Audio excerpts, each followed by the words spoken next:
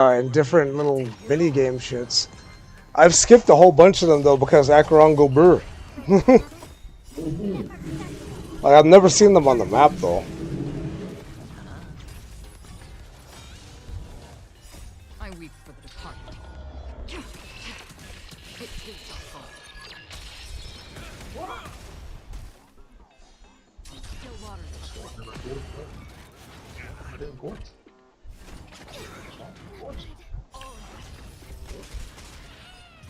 He died to money. Let's go. He died to money.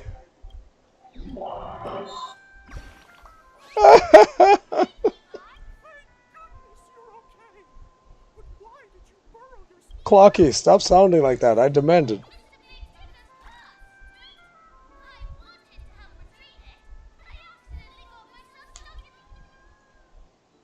An inner self fragment belonging to the Sweet Dreams troupe? This is just too surreal.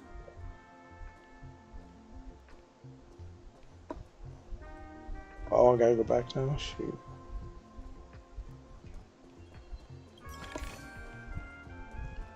Yo, Numby is a psychopath, by the way. Like, this man will take me across an entire town to one common chest. Absolutely love him.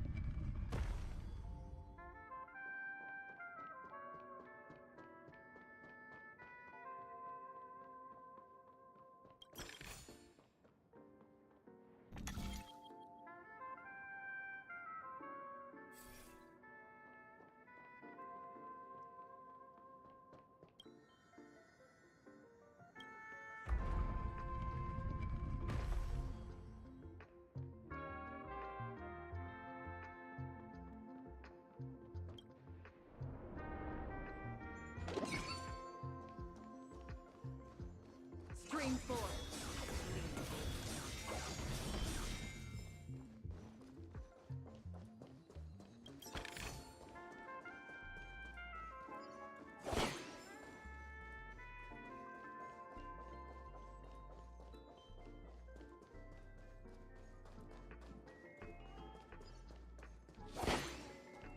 We've gathered all the missing parts.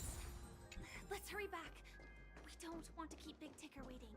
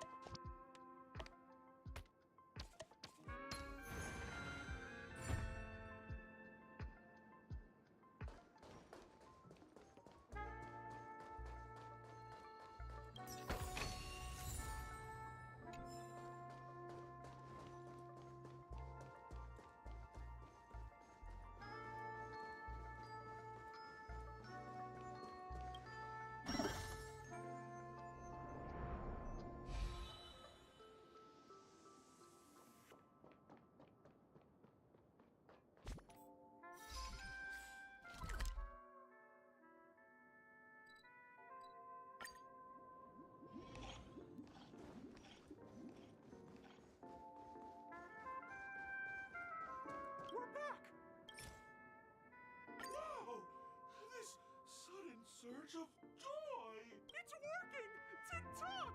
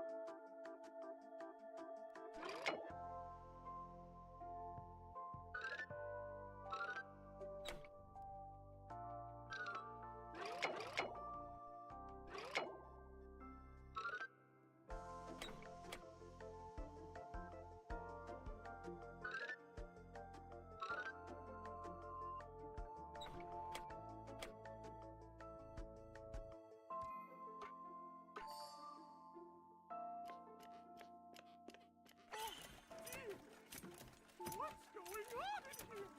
Your inner self is a mess! I'm not qualified to be the real Clocky!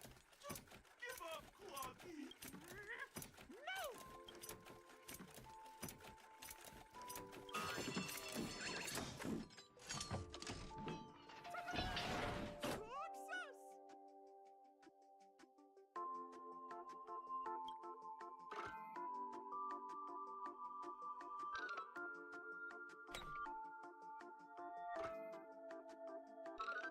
Success!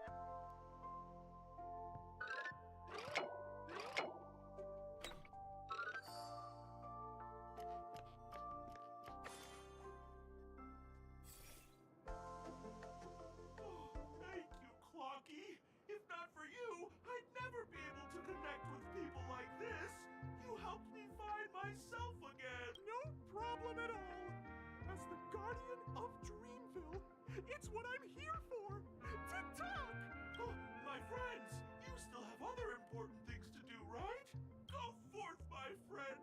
When the moment comes, all the Dream Tickers and I will cheer for you! It's all done! Victory's in sight! Let's head to the final stage.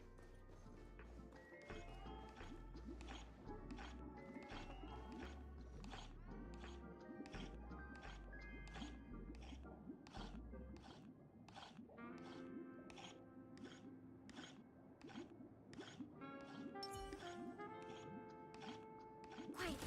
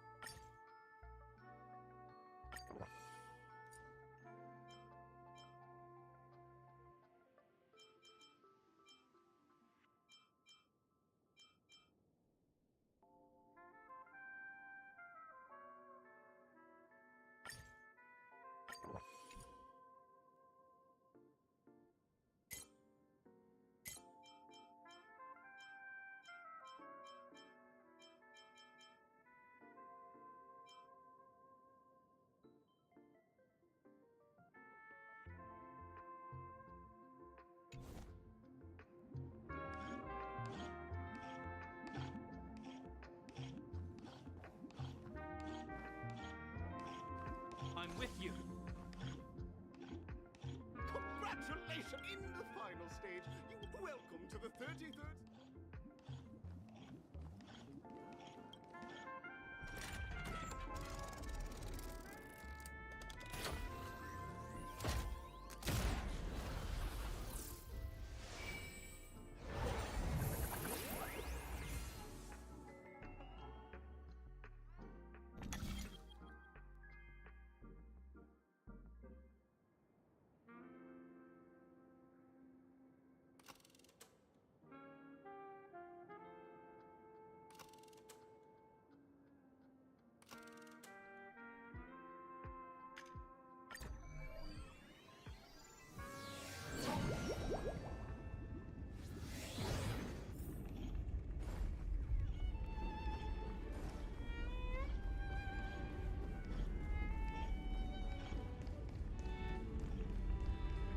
No way. I think I saw someone. Someone extraordinary.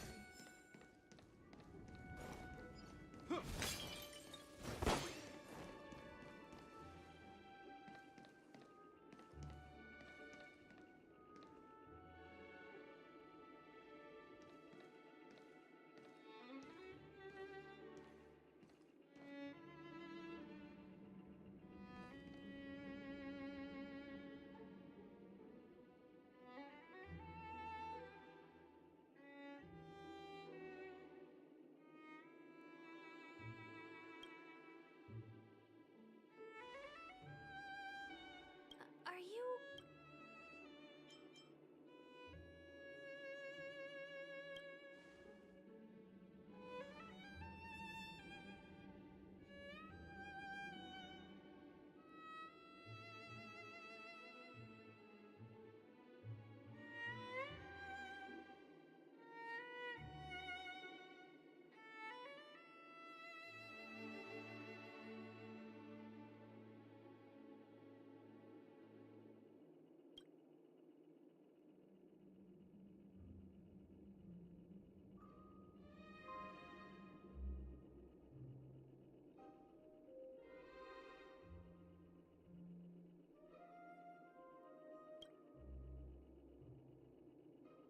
That's right.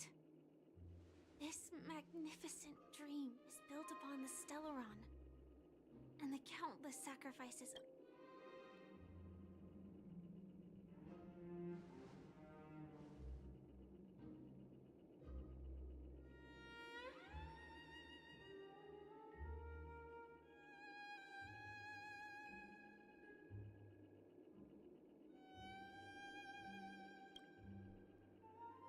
If I'm not wrong, the Knights of Beauty also received an invitation from the Watchmaker, right? Actually,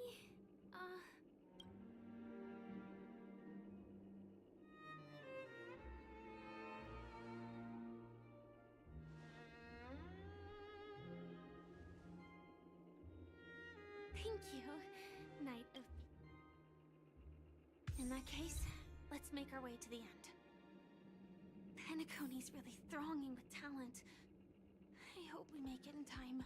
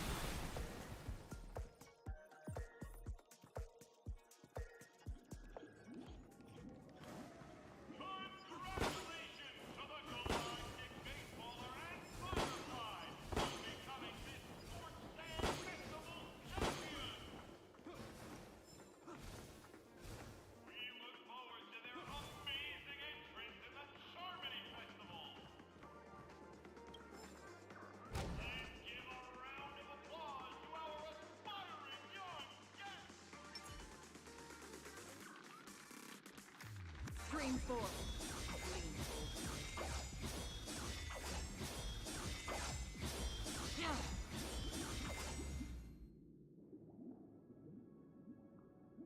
Congratulations to the both of you on becoming the festive superstars of this year's Charmony Festival. I, on behalf of the organizers, extend my sincere congratulations to you.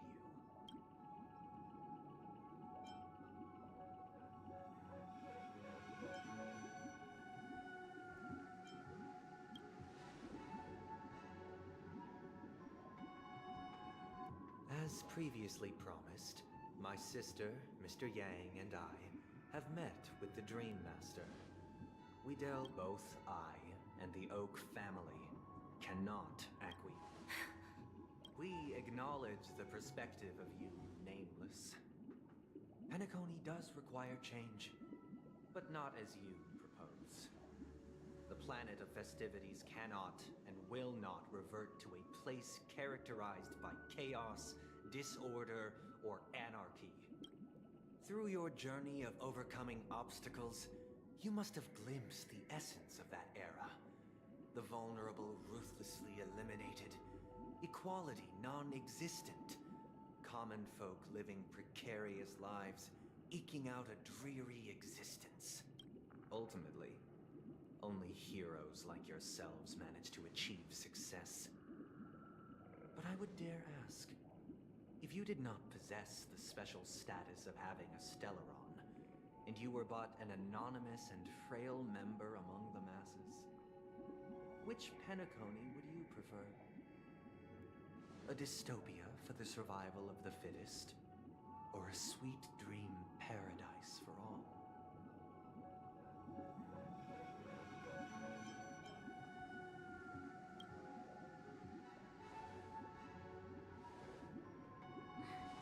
That's not the point! Don't let him mislead you! Mr. Sunday, even if the members of the Oak family can't fully agree on what to do about the Stellaron, now's not exactly the time to be holding an extensive discourse about Penacony's past and future, is it? The Stellaron issue concerns the life and death of everyone on Penacony. If anyone has a better suggestion, the crew is more than willing to listen.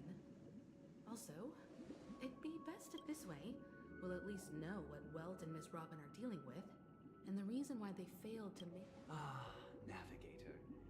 That is precisely my intention. Let's talk about our tribulations and choice and our final course of action. The only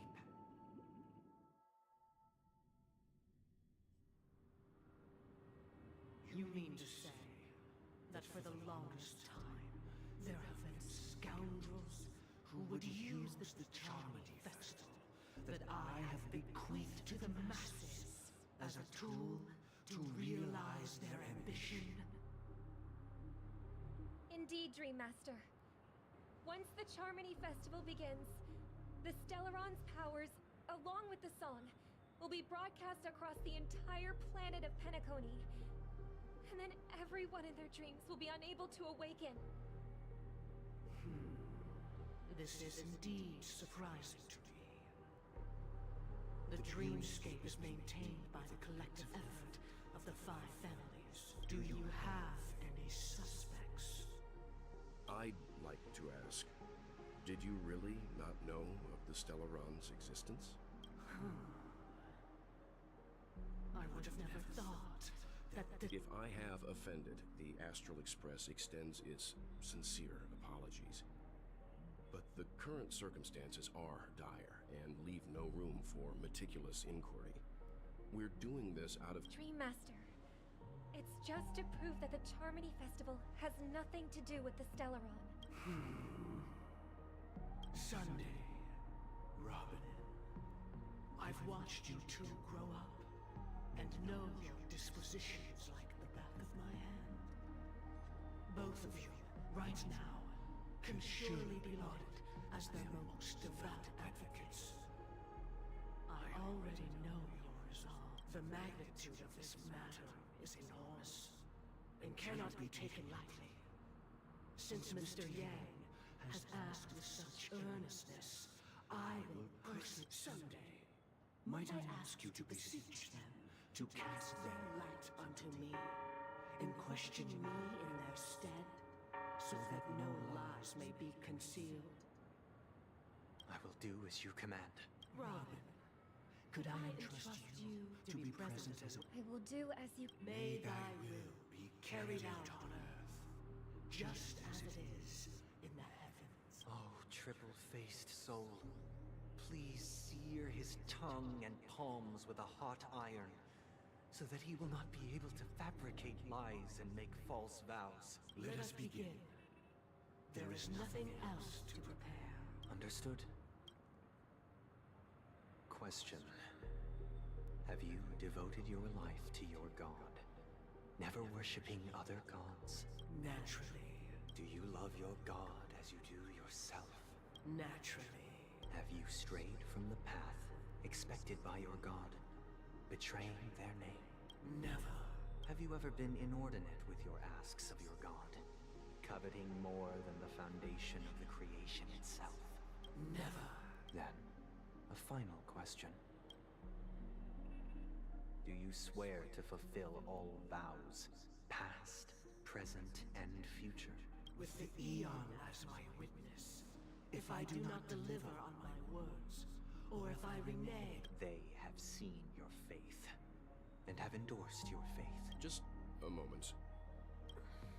What is it, Mr. I have another question I hope to have answered. To my understanding, the family's harmony and prosperity have never relied on so-called divine laws. The god you both mentioned, are they truly Shipe?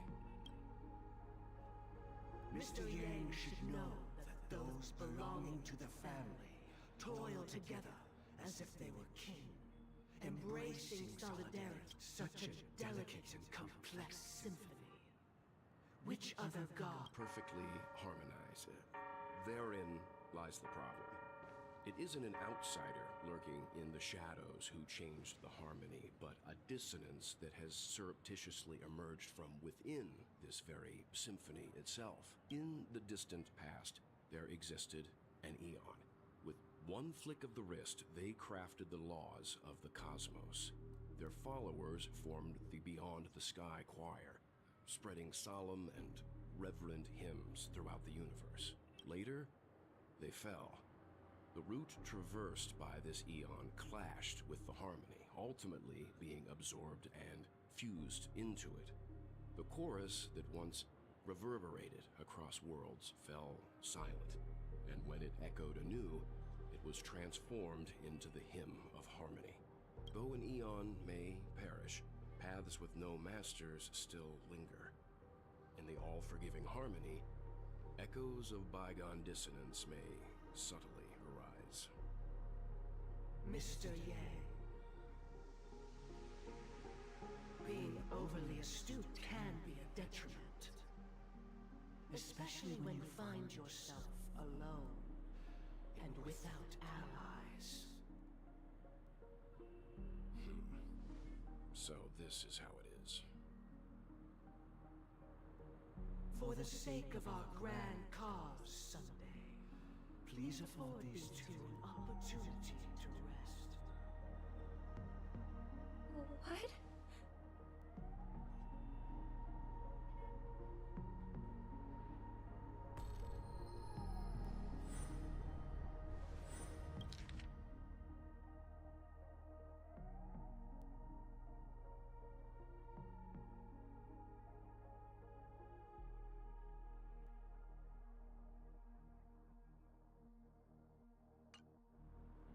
Sorry, Robin.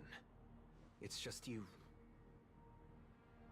I did not wish for you to... So, this is the true reason I can't sing? We were never children of the harmony. Our ideal paradise could not have been crafted by Shipe. True bliss can only be guaranteed within the foundation of law. Humanity establishes civilization, and through harmony, we obtain order. Unbelievable. To think that there would would be remnants of the Order on Penacony. What have you done with Mr. Yang and Miss Robin? Don't worry. I just gave them some time alone to ponder their fates. You should know that these actions... Should we need to stand against the Nameless, your efforts for the justice of Penacony are evident to everyone, and have been wiped. Oh, I intend to. But that hinges on the outcome of this negotiation. If it is the Order that drove you to imprison Welt and Robin, and you're using them to coerce our compliance, then there'll be no point in entertaining any type of discussion. You're mistaken, Miss Himiko. They are in very safe hands, and just as the family has always proclaimed, no one can be harmed in the dreamscape, least of all in the beautiful new world belonging to the Order. Penacony and the entire universe have witnessed far too much innocent bloodshed. The strong wield their blades against the weak, and the victors push the vanquished to the brink of life. Natural selection. The world abides by this principle, establishing the well-being of humanity atop the corpses of the downtrodden. So you've decided to resurrect a dead Eon? No one's ever done such a thing. If Miss Himiko is interested, let's draw back the veil and speak candidly. I've always firmly believed that people can understand one another through peaceful means. I'm willing to divulge the unembellished truth as to the intentions of the Order's Pathstriders, so that you will make better judgment for the Astral Express, for Penacony, and for this stretch of the universe. Words can hardly do justice to the beauty of that ideal. So, come with me, everyone. Let us retrace our steps and see once again where this road leads. Huh? Where'd he go? Welcome. This isn't any location in Penacony's dreamscape.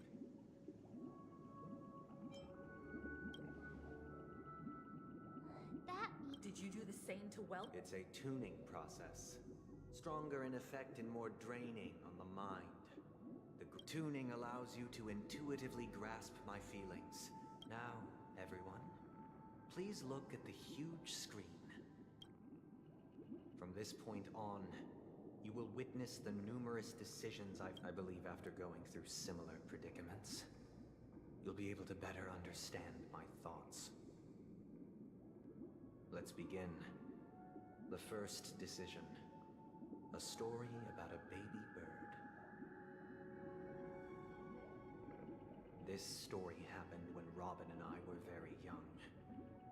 We were victims of the Stellaron disaster, and the family's Mr. Gopher Wood, who would later become the Dream Master of Penacony, saw that we siblings had no one to turn to and took us in. Later on, Robin and I lived a time with nary a care in the world. One day, after dinner, while my younger sister and I were lounging about in Mr. Gopher Wood's yard, we spotted a fledgling Charmony dove all on its own. That baby bird was tiny. It didn't even have all of its feathers, and it couldn't sing. When we found it, it was already on its. We decided to build a nest for it right there and then. However, thinking back, that winter was unusual. It was clear that if we left the fledgling in the yard, it stood note. We decided that when it regained its strength enough to spread its wings, its destiny. No, I pass the power of choice to you all. Stick to the original plan, and build a nest with soft net where the Charmony dove fell. Or build a cage for it, and feed it, giving it the utmost care from within the warmth of a home. I eagerly await your...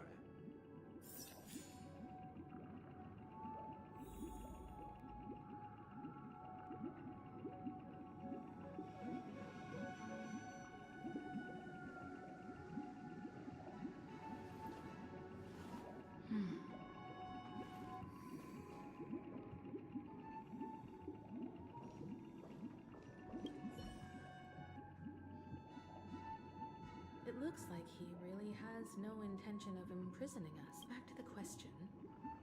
No special reason. I do think that a fledgling should have the right to fly into the sky.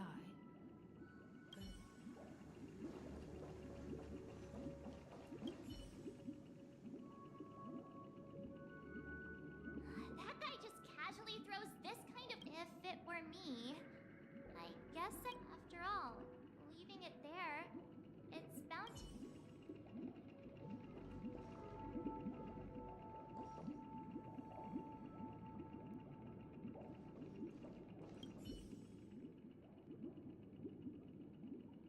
I can't decipher his intentions right now, but based solely on that question, I would probably choose to build that dove a cage. Even if I was gonna release it back into the sky, it'd have to be strong enough to fly first.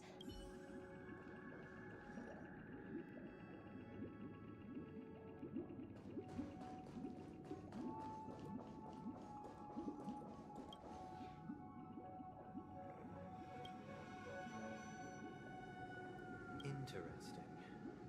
Since you've made up your mind, allow me to reveal what, from what I've observed, there are at least 3 predators in that yard that prey on small birds. Even if they shy away from humans, these animals are still near apex predators in a fenced location like a... As for the choice you made, I am deep. This story happened when I was appointed as Bronze Melodia, a position exclusive to the Oak family, charged with listening to the problems and vexations of Dreamscape residents, and providing them with the relevant guidance. It was during that period that I had the opportunity to hear voices from all corners of the Dreamscape. Joy, sorrow, arrogance, regret. The complex tapestry of human nature that formed the world. He was a dream chaser, and an illegal stowaway. Just like the rest of them, he came to Penacony in search of a better life. Except that, to most people, the price he paid. I suppose he told me. I sold everything I could at home.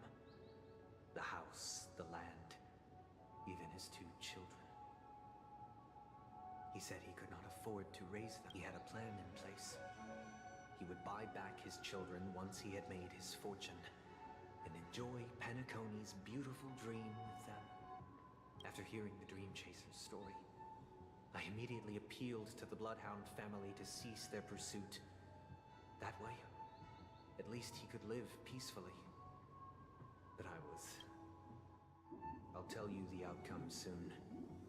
For now, will you do as I did, and try to convince the Bloodhound family to stop their pursuit, so that the Dream Chaser may live peaceful? Or will you remain silent, leaving him to languish while the hounds are hot on his heels, until his inevitable judgment arrives?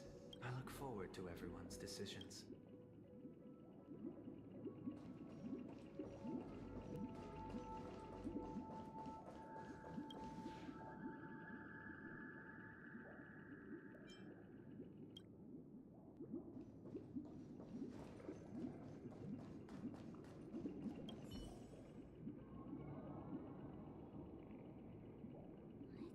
Illegal stowaways are really quite common on Penacony. But that guy in the store, he sold his kids to chase a dream. Even if he intended to go back with that thought, there's only one choice. Let the Bloodhound send him back.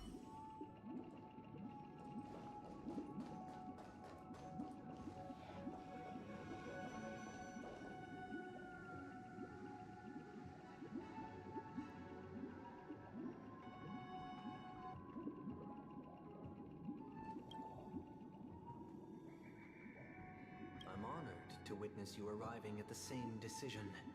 First, the outcome. He attained major success. After avoiding capture, he ran a business for a few years, very quickly making a name for himself. Now then, did he realize the wish he set out to achieve? No. The last time I saw him was in the real world, where the Hounds were going to permanently exile him, and I was the accompanying Bronze Melodia. He told me the reason he was in this predicament was because he conspired to usurp the head of the Alfalfa family. When I asked him about his 2 children, he instead responded with in the end, my heart aligned with the harmony, and the good deed I dared to undertake held no value, turning instead into a wrongdoing. It created a lamentable oppressor and countless oppressed individuals. As to your choice, I once again offer my heartfelt in the story this time. This story happened the day I was appointed the Oak family head. At that time, Mr. Gopherwood was the current Dream Master, and as per his wish, we had a private conversation. What surprised me was that the Dream Master had only come to deliver a letter to me. He let me read its contents. The letter contained the usual pleasantries, anecdotes from her travels. Nothing out of the ordinary. Just as I started... Do you know who wrote this letter? My sister, of course. But why would you... To help you grasp the full scope of this issue. From what the letter indicates, she must be in Caspelina 8, correct? Correct. Has she met... A stray bullet. A war has broken out on that planet. It is because of this very reason that Robin chose this destination. To spread the word of the harmony. And to save the lives of that planet. She hoped to ease the people's suffering with song, and was willing to brave mortal danger to deliver the IPC's medical supplies. Is she all right? If the operation was successful, she should probably, by the eon above, the bullet struck her neck directly, yet possibly as a reward for her consistent deeds of harmony. It didn't hit any vital arteries. Those damned savages! I'll pack my bag. Now you understand why she always wears such elaborate neck holes. How could this happen? Miss Robin. It's all in the past, so please don't worry. I share this in the meager hope that you will understand the harmony's limitations and predicament. As grandiose as the strong defending the weak sounds, many times, it is nothing more than wishful thinking. Likewise, I've prepared one last question, one last choice, because this is merely a figment of imagination, a nightmare that has haunted me through countless nights. Would you still support Robin's journey on the...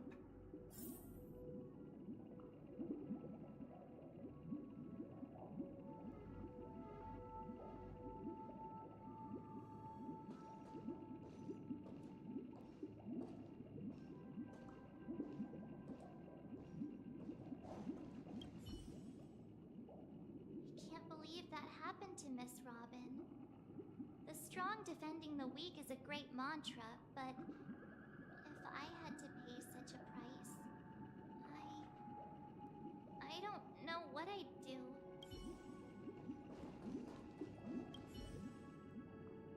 Miss Robin's courage is admirable. And here I was thinking she was just... But the fact that she's also Mr. Sunday's younger sister? No, I doubt he'd wish harm on his own flesh and blood.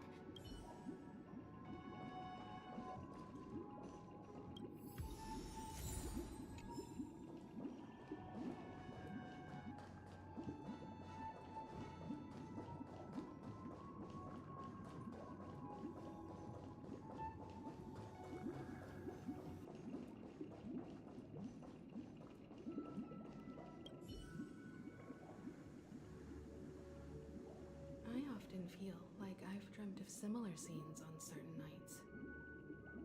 In the dream, I see their confusion and fear are lucid to me. But I also... If Mr. Sun with each trailblaze, I often feel like I've dreamt of similar scenes on certain nights. In the dream, I see faces. I don't know who they are, but I sympathize with all their confusion and fear are lucid to me. But I also remember they chose never to give up. If Mr. Sunday's question leaves you puzzled, you should find the answer from your own experiences with each trailblaze. Dangers and tribulations will surely follow.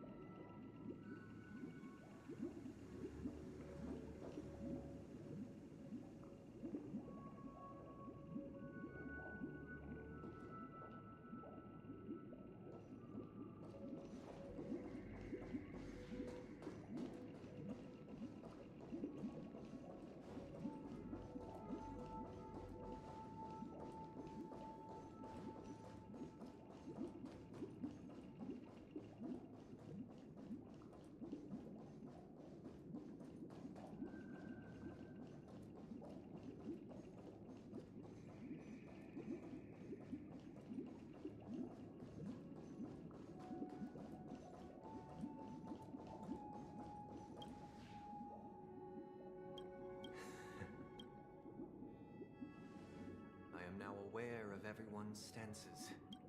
Raising these questions merely serves to illustrate one point. The plight of Penacony cannot be salvaged by the Harmony. The true foundation for a sweet dream paradise can only be established through the order, where the strong govern the weak. I know the suffering of being tormented, the turmoil of losing your way, how sorrow and even despair set in when matters don't work out. All of this causes me unending pain, because this is not what happiness is at all. We must teach the weak how to live a happy life, and this life isn't some noble propriety that the upper crust preaches, but in definitive terms, a way of survival that... So what is your definition of it? Good question. Human consciousness is fundamentally an illusion, a cage known as self-worth. People lured in by this illusion make mistakes, yet still ask that when one mistake after the next permeates the masses, they become impossible to trace. Thus, the amassing of these individual cages culminate to form a prison. A place dictated only by the rule of survival of the fittest. Nature is always accompanied by predation and sacrifice. Its antithesis is known as order. That is what I want to do. Unite people's happiness under the banner of order. They won't need to make bitter choices any longer, nor face the weaknesses of humanity. They can cast aside their primal instincts to build a haven for mankind. Simply describing thoughts is far too abstract, so allow me to provide a simple example. During these hard-earned rest days, people are given the chance to extricate themselves from the stresses of everyday life, allowing a certain tranquility to return to their souls. And it is only on these days that people do not have to adhere to the law where the strong prey on the weak. They can live out. From where I stand, society's ideal system should be 7 rest days. Following Sunday, there should ensue a second, a third, and indeed an infinite procession of Sundays. This should be the face of the new world. Idyllic, eternal, peaceful days. And thus, every person can return to their base selves in this utopia. Some gaze in reverence at the stars, pouring their whole beings into calculating the distance between us and the isolated world of Pagana.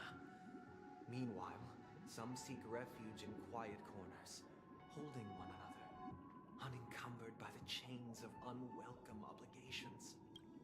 There would be no need to bear the hardships of reality. Only in this way can humanity face the inevitable end with the purest of spirit, living a life of dignity. This is what it is to live in bliss. This guy is the laziest cunt I have ever heard in video games. Holy shit. This man's hands is soft and he ain't worked a day in his life. Absolute spokesperson for the laziest millennial / zoomers we have. Like, what? Infinite Sundays? No need to bear the hardships of reality? What? Hold on, buddy. Your little sister,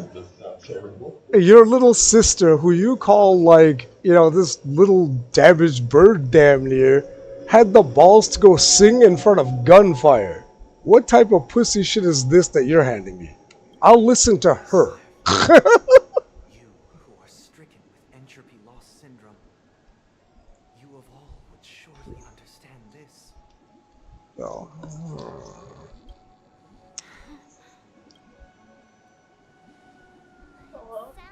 Hey there. Hey, hi. Wait. Entropy loss syndrome. Entropy. That's here? Interesting.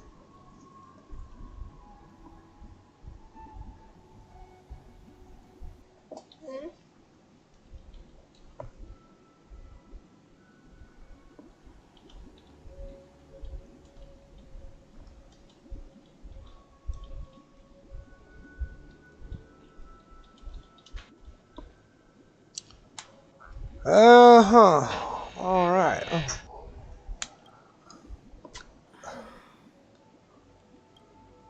But what is the price to attain all this? Freedom.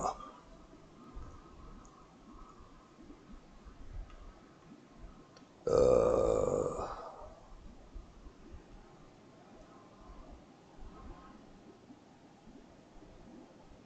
cost is minute, merely a personal and eternal sacrifice. If this paradise is to be maintained for everyone, someone must remain trapped in solitary awakening until the end of the cosmos. Awakening. Which means that this so-called paradise is still a dream. Stepping into this paradise means forsaking reality, correct? It is not forsaking, but transcending. Flesh, blood, sorrow, weakness. If the physical is the This guy has perfected running away from life and responsibility. Dude don't want to be on the same dimensional plane. The entropy loss syndrome thing talking about, bro. Yeah. Exclusive to her. Looks like she's getting. She's been infected by someone. Fuck all that. No, it's because she's it's cousin. She's from the Empire of Wind. That's another way of She's a understanding it. bioengineer soldier But there that is was no like shame created in escape. just to On the fight. contrary, And that's it. the seeds of Right after escape that, they're meant exist to in just die. everyone's hearts. Yeah, they just stole that from the same people that have that shit all over the place in Impact 3rd. That's not the first or 50th time I've seen that. Awaken from our dream. It may be called something else, but like even the design of the fucking shit, like the things on her faces, yeah, same shit. You have to like the zombies in fucking Honkai Impact 3rd have that on them, and they turn into combat forms. Yeah, it might be like a nod. There's a lot of fucking similarities. I could be totally wrong, like, but it looks the same. I admit, Because I know that it's like it's kind of like Lou Gehrig's disease. From if it's the same thing that I'm talking about, you know. Basically, it'll slowly paralyze her till she's dead. even when you're, but unlike you, So her turning into Sam is actually insane to me. from my perspective, They really made a fictional ALS. Shells is That's insane. This story is too damn good. Little subtleties about the characters that if you have any real world knowledge make this whole thing so much more severe. Perhaps in your mind, you also view I me really as love weak. Hawkeye's story. Because I don't think so. Since Miss Firefly has said her piece, the Astral Express will also naturally give you our answer. Pull out a bat. Do it. We'll leave it to you. Just as Mr. McHale instructed before. Tell him our choice.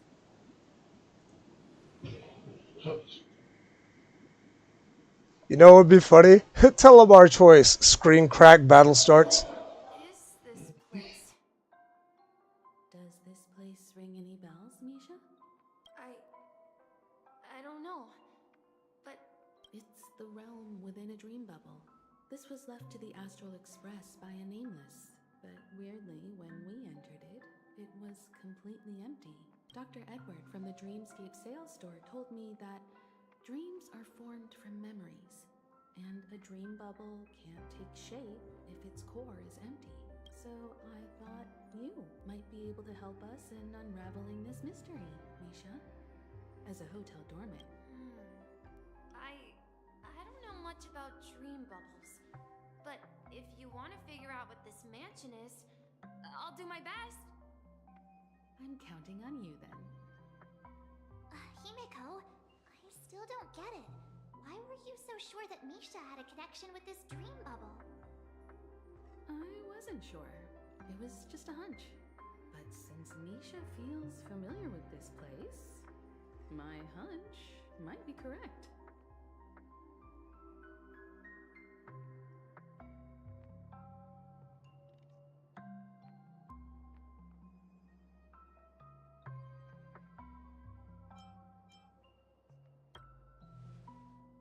Exactly. This is where you and Firefly encountered death, which we now know as dormancy. Considering its connection to Dreamflux Reef, it's not surprising it appeared here. The question now is, who brought you here? Based on the clues we have so far, it's unlikely to be that masked fool. So identifying them is crucial to us. We're drawing closer to the truth once more. All right, but there are doors all over the place. Which one should we choose? Do you have... I guess... maybe this way? I'm not entirely sure, but... let's give it a try. Wait, you managed to choose the right door on your first try? Weird. If I remember correctly, there should be a... And the room on the... Hold on. This doesn't make sense. Didn't I grow up in Dreamflux Reef? So... what is this place?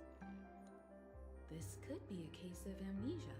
Since this place seems familiar to you, why don't we explore a few more rooms and see if you can recall anything more? Yeah. Then let's check out the rooms I just mentioned.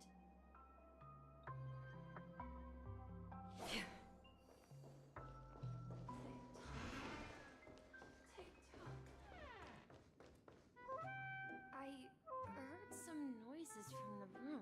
You and Origami Bird are friends? Yeah. It's a member of the Compass Crew, just like Clocky and Miss Mirror. And there's more than just one Origami Bird. They are a big family with lots of brothers and sisters who look the same. They follow Miss Mirror's orders and handle all sorts of jobs on the ship. They're the best sailors. Sailors? Could you tell us more about the Compass, Misha? The Compass is a ship bound for the New World. Clocky and his partners travel through layers of fog to the depths of the sea. Whenever there is danger, Clocky will use a compass and guide the ship in the right direction. That's a great story. But in the Penacony cartoon, Clocky and his partners have always lived in Dreamville and never ventured out, right? Huh? Oh, that does seem to be the case. Weird. I clearly remember Clocky arrived in the New World in the end. Perhaps Clocky has a hidden past. So, where has Clocky gone? Did he leave to protect Dreamville?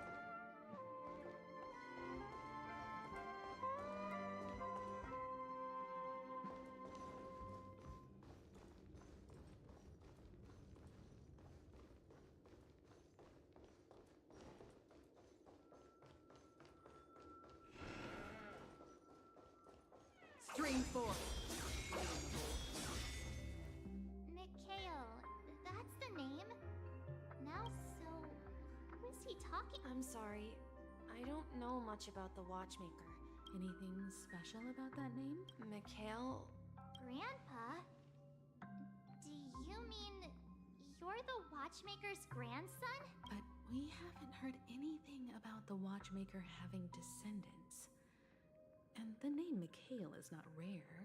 Could you tell us more about your grandpa, Mikhail? Yeah, sure.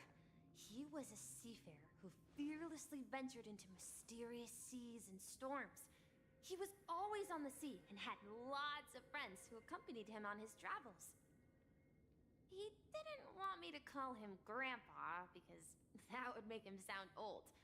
He believed he was still young. The name Mikhail was given to him by his parents, Mahaley and Elise, both renowned seafarers. Every time he came back, he'd share his logbook with me and tell me about his adventures at sea. I want to become a great adventurer, just like him. It appears that the seafarer has nothing to do with the Watchmaker. So, perhaps it's just a coincidence? So, where is your grandpa now? He went off on a new journey, and it's been quite a while since I last saw him. I think I hear the sound of water. You once mentioned there's a magnificent fountain up ahead.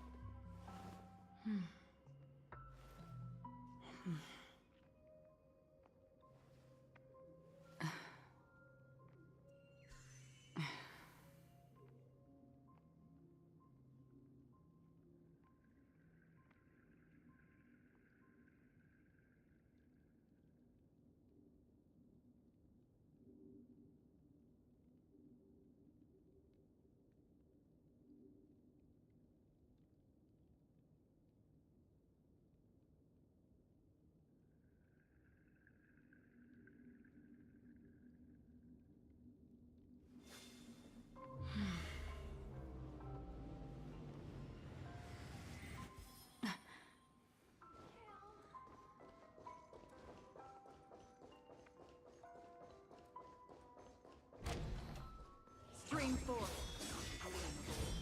there it is! The water resembles a precious jewel, embedded in the dreams of all seafarers. Every time I gaze at the shimmering lights beneath the waves, it feels as though I'm back in this place, standing by your side. Have you recalled anything, Misha? Yeah, I saw these sentences in Grandpa's logbook. He used to say, despite the perils of the sea, whenever he stood on the deck in the afternoon, overlooking the sparkling waves, he would think of this fountain in front of his house. He often said that those moments felt like returning to his family's side. And the difficulties at sea didn't seem quite as challenging. You know? I'm not an elder. I was just being a bit sentimental. Perhaps every adventurer far from home carries a fountain within their soul. Even though the other side of the sea remains shrouded in the unknown, the fountain... Yeah. Well, Grandpa was at home. We would stand back then. I would ask him. It seems this Mikhail is Yeah. Based on Misha's recollections... But this raises more questions. Could this be some sort of... I'm sorry. Perhaps I'll... I wish to share your burden. We're going to the opposite side, right? No. We should turn left. Huh? Something feels different about this place. This is it. Up ahead is... Grandpa's study. It was in that room that I saw him the last time.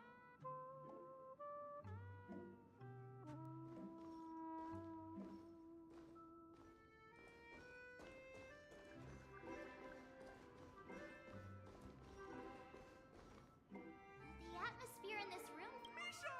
You finally come! Clocky! You're here! Are those books on the bookshelf logbooks left behind by that seafarer? Yeah. Whenever he came back, he placed a logbook on the bookshelf in his room. He described our world as a fountain. At some point, the sea started to gradually swallow up the land where people lived to ensure that everyone had land to settle on. He had to continue exploring the sea and search for the source of the rising seawater. On that day, he called me to his study, telling me that he was embarking on another journey. However, I asked him if I could go with him, but he said that my adventure lay elsewhere, and told me to stay home. What sound? He told me about a vast ocean in the sky. An ocean of stars. He said that he knew the crew on the train, and that he had asked them to take me along. He said the journey I had always dreamed of. A train? Could it be... It's the Astral Express! I remember now. Grandpa's friends are a group of nameless who came to this world to resolve a disaster caused by a star. Then, he gave his pocket watch to me. It was his cherished treasure, appearing in every one of his adventure tales. He said, the distant sound of a train... Exactly, Misha! And then we followed that whistle, didn't we? Yeah.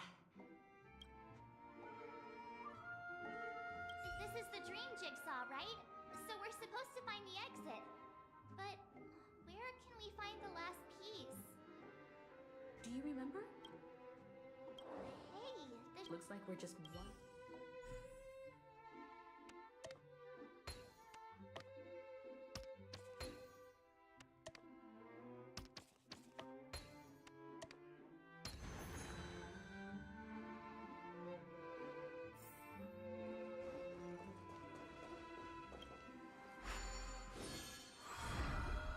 This is it. This is my room of clocks, while I spent my time waiting for Grandpa to return from his voyage. Walter gave me this workshop, and it became my secret base. Here, I learned how to repair clockwork and gears, out of my fondness of precision mechanics. In my dreams, I was the captain of the compass, embarking on adventures with So, the this building in the dream bubble. Yes, but not this dream bubble itself. Looks. Wait. Why does it feel like March. Do you remember when she mentioned a clocky that only she could see? Yeah, the little guy here, right? But we all saw him in Dreamflux Reef. Looks like everyone on the Astral Express has a childlike spirit. The answer lies in the Astral Express. Her experience shows that neither Firefly nor Acheron. And when we were in Dreamflux Reef, you may have noticed that for some reason, nobody outside of a mimetic life that can only be seen by a select few. It's just like a hidden message left by someone for the. But Misha can see Clocky too, right? They even grew up. That's the key to the mystery, March. Have you ever seen anyone outside? Wait. That's the answer, March 7th. This dream bubble is the place where I was born. I should have stayed here and waited for you.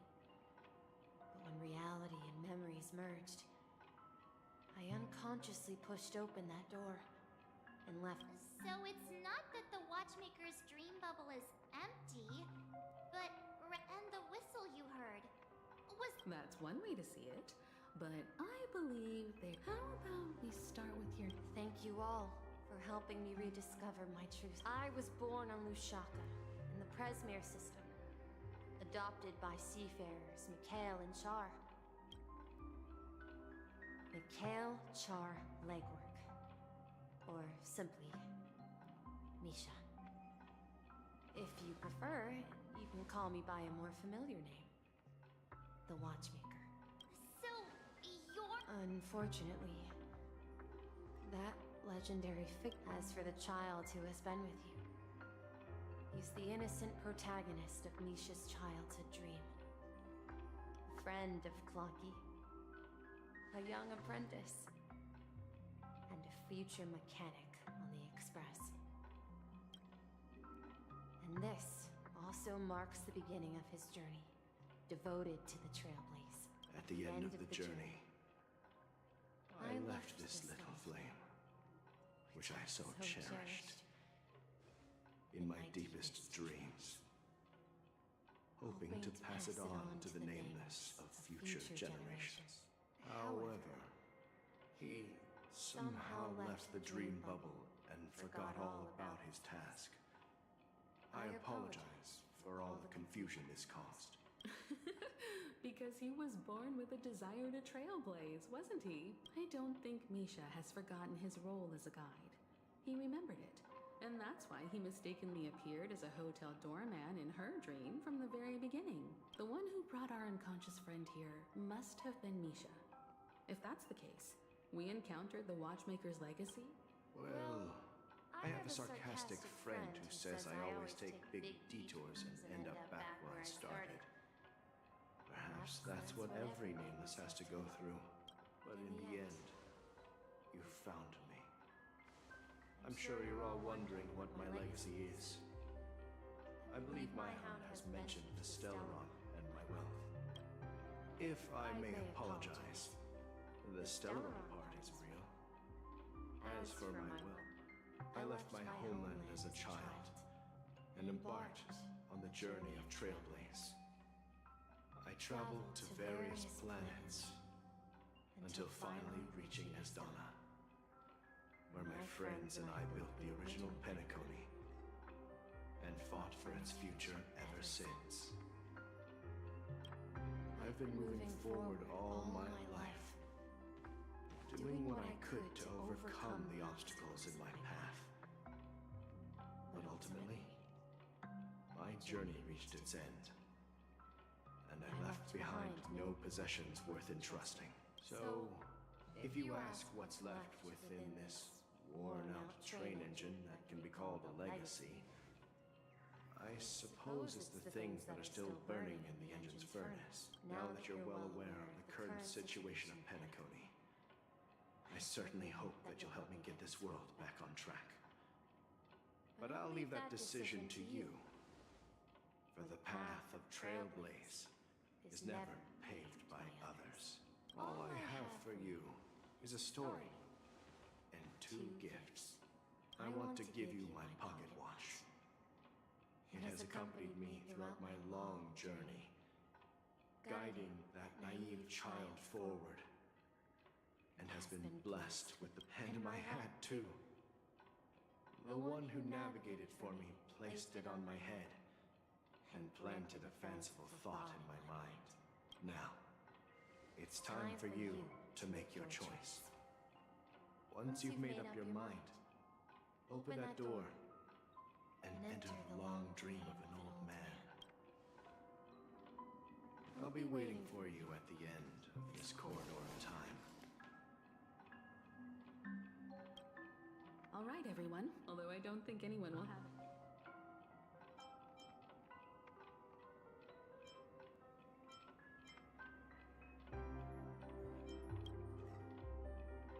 Of course. In that case, it's unanimous. Then let's proceed together to the end of this dream.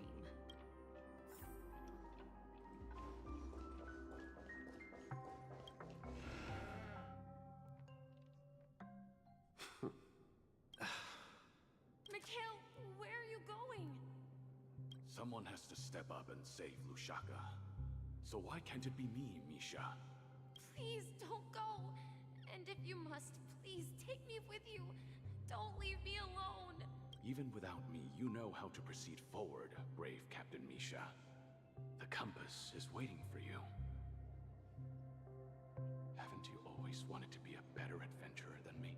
Now go! Where are you going, Mikhail? I'm going to clean the floor in the parlor car. I've promised the conductor. Wait, first tell me, did you fix this watch? Yeah? I know what it looked like before. Its chain was broken, the back case torn, and the marks on the dial all worn out. How did you manage to fix it? Well, it's hard to explain, but I knew... It's the hands, Mr. Amundsen. Its hands were intact and pointing in the right direction, so I knew there would be a way to fix the rest. I see. You'll work with me from now on. Haven't you always wanted to tinker with this train? You're its mechanic now. But I only know how to... Don't worry. You've got what it takes. I'll teach you what you need to know. Where are you going, Legwork? It's time to head to our next stop.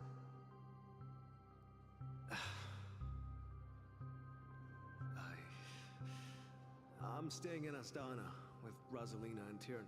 I see. This place reminds you of home. The people of Astana have only achieved a tiny victory and still have a long way to go towards true freedom.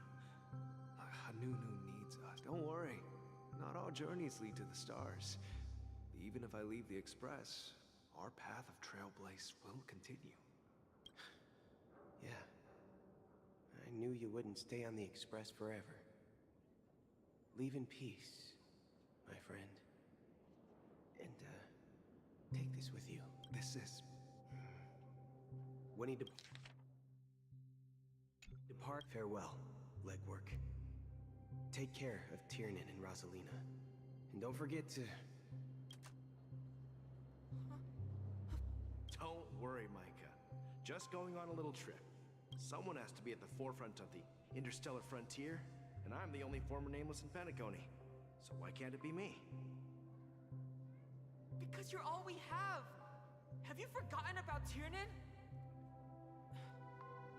The cosmos is way more dangerous now. What will happen to Penacony if we lose you too? But what will happen to Penacony if we don't find a way out? Tiernan.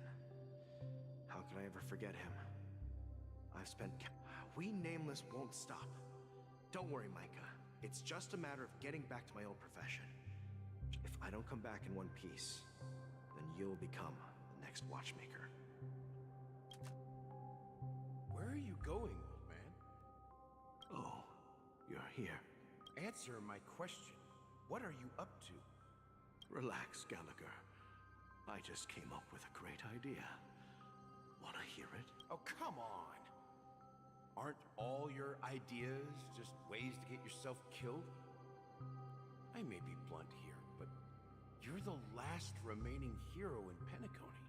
If you die too, the secret of the Stellaron will go to... Yes, I'm afraid there's no way out in Penacony, so I'll have to consider alternatives beyond Asdana. We'll organize a festival using the Watchmaker's legacy as a facade, and set... So... Desperate. Don't we have you here, my friend? This task is challenging, but what hasn't been make sure to send an invitation to the Astral Express. Misha! Where are you going? Oh, it's you, Clocky. Take me to Dreamflux Reef. Last night, I had a long dream about the day we met. Write it down? Oh, so I won't forget it. Of course! You told me that when you were a kid, you lived in a room full of clocks. Those wall clocks and pocket... Yes, but what I didn't mention was there's a funny misunderstanding. I was a kid, and there was always a special pocket watch in my memories. I wanted to have a pocket watch like that too. Yeah. Every night. But you know what? It wasn't until the day it was. So, your name should have been Compassy, and the Watchmaker is just a nameless. We've arrived at Dreamflux Reef. So, where to next? You know, Clocky, I don't think I'll be going anywhere else.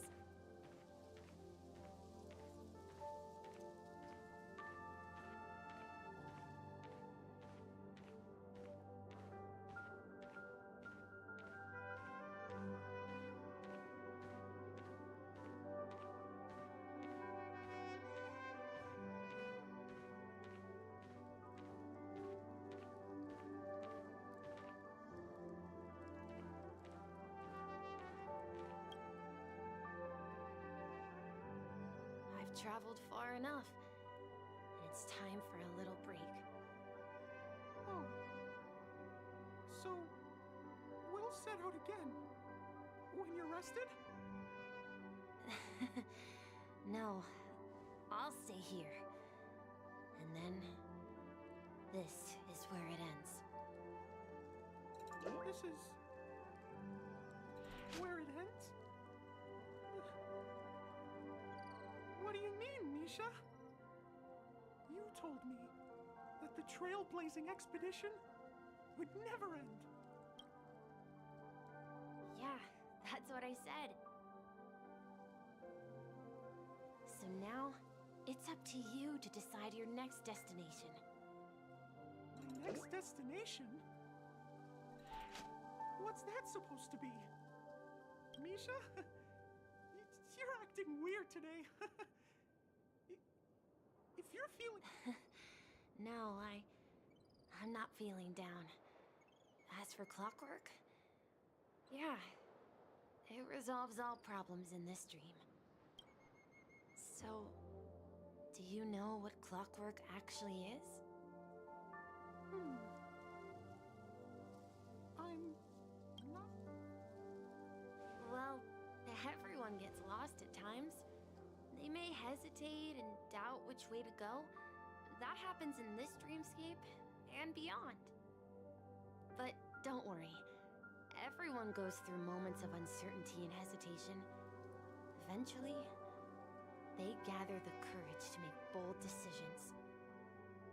Whether it's calming, joyful, angry, or sad, all they need is a little nudge to take that step toward where they truly belong. I'm leaving that little nudge with you, and I hope you'll share it with others. Such is the essence of clockwork, the will of the Trailblaze.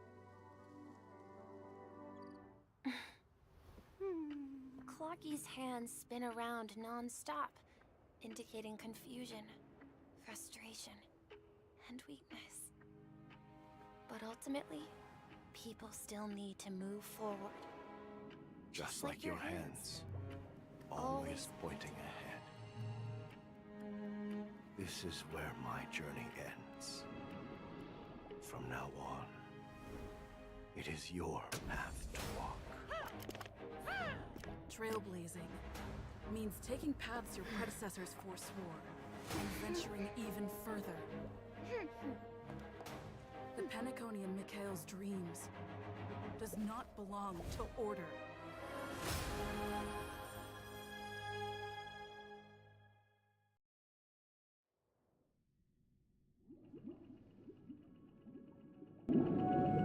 I can't believe that Eon would cast a glance at Penacony at a time like this. Is it because of the resonance from the legacy of the Trailblaze? Or perhaps the bond between you is so strong that it even impresses an Eon? Well, there might be another possibility. Perhaps they want to witness, on behalf of the fallen Eons, who will hold the future of Penacony. If that's the case, on behalf of the Dream Master of Penacony and the 107,336 members of the Oak family, I'm cordially inviting you all to the Penacony Grand Theater to participate in the upcoming Charmony Festival. And, of course, you won't be in the audience, but on center stage, since the future of the Stellaron, Penacony, and even the entire cosmos is at stake. Let's draw a conclusion there, in all fairness. If you truly believe in Akavili's path, then show me their courage and determination.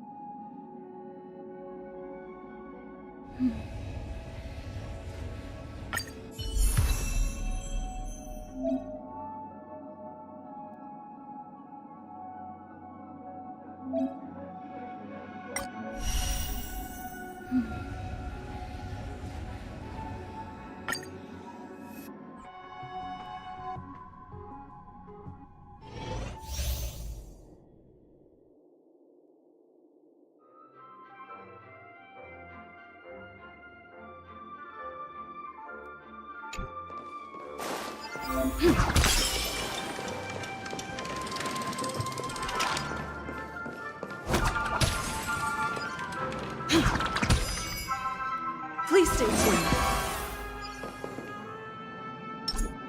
Please stay tuned. Please stay tuned. Please stay tuned. Please stay tuned. Please stay tuned. We need a strategy.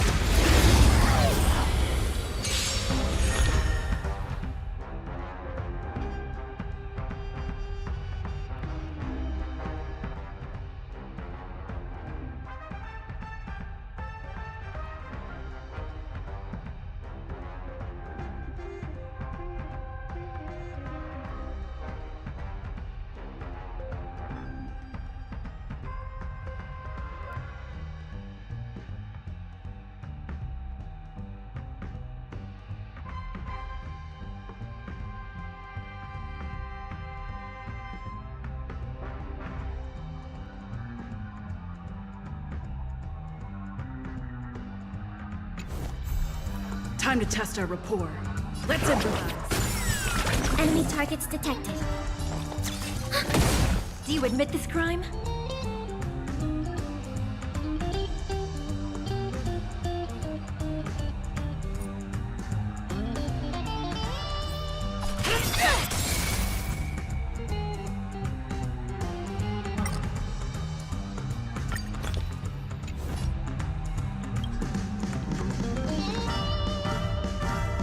Let's kick things off with you!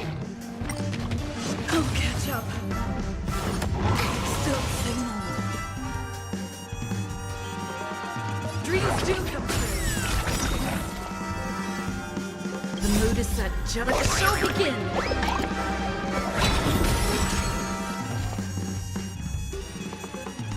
Ready for another? It's time. Enemy data to Netmark Festival. Time for a good old counterattack. That's all you got? By the order of the Ten Lords, execute the Marastruck!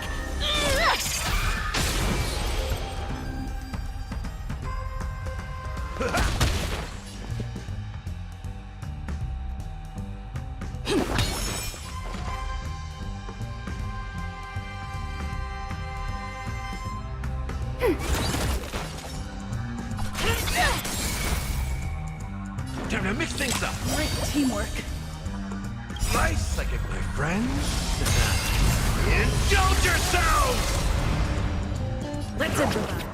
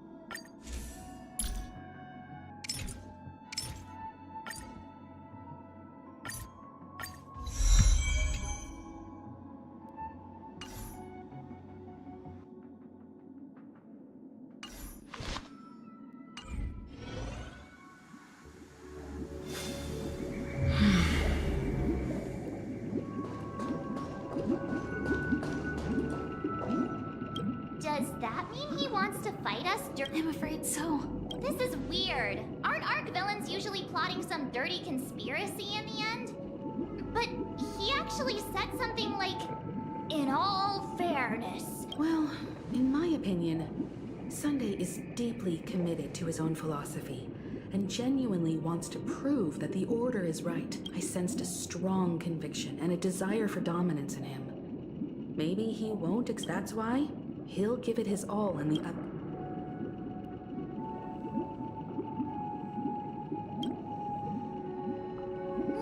You. Every time an important moment arrives, you hesitate. We've even dealt with a Lord Ravager of the Destruction, so a follower of the Order won't be a big deal. Anyway, we can't leave the Stellaron unchecked. This is about trailblazing a bright future for Penacony and fulfilling Mikhail's and his predecessors' long-cherished wishes. Now that we've taken up the mantle, we can't afford to fail them. However, the same applies to the Order. Their plan didn't materialize overnight, and they have the profound collective desire to dream, to slumber and escape reality. They've harnessed the will of an entire planet to create an Eon. This confrontation is far more complicated than a simple power struggle. To secure... What do you mean? I believe Firefly is trying... Before I left, the Destiny Slave told me that this journey would bring unforgettable rewards. Even though the script he gave me, because one of the lines said... 3 times? The first time was a painful death when I was stabbed by the Blade of Dormancy, which led to all subsequent events. The script will always come true. So now I've understood the meaning of my second death. And I am prepared to face it. If all goes well, only by achieving victory in this battle can we secure a future for Penacony. And only then. The most terrible... The true death. Where everyone in Penacony loses themselves completely in the eternal sweet dream of the Order. We must do everything we can. Have you made up your... Yes. Thank you again for your assistance for the Astral Express. Yeah. Farewell, everyone. May your trailblazing expedition never end.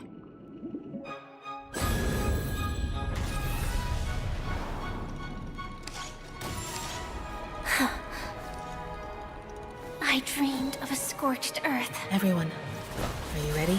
A new shoot sprouted from the earth. It bloomed in the morning sun and whispered to me.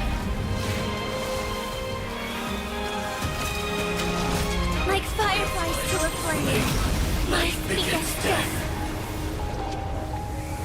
May we meet again in reality.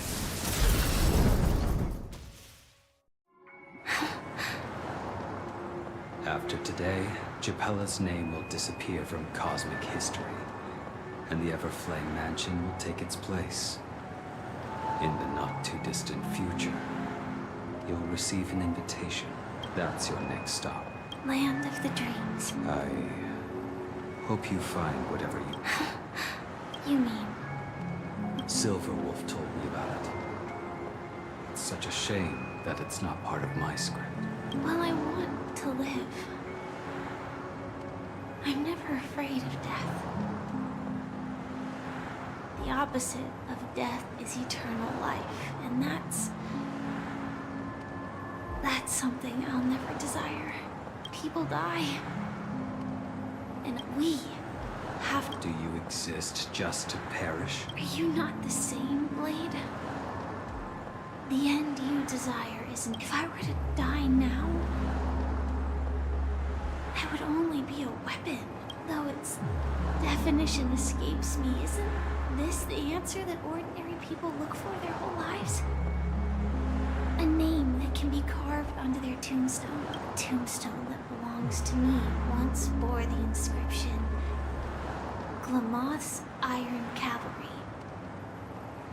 Then it changed to Stellaron Hunter. But one day, it will bear the name Firefly. And all the brilliance she showed at the end of her life.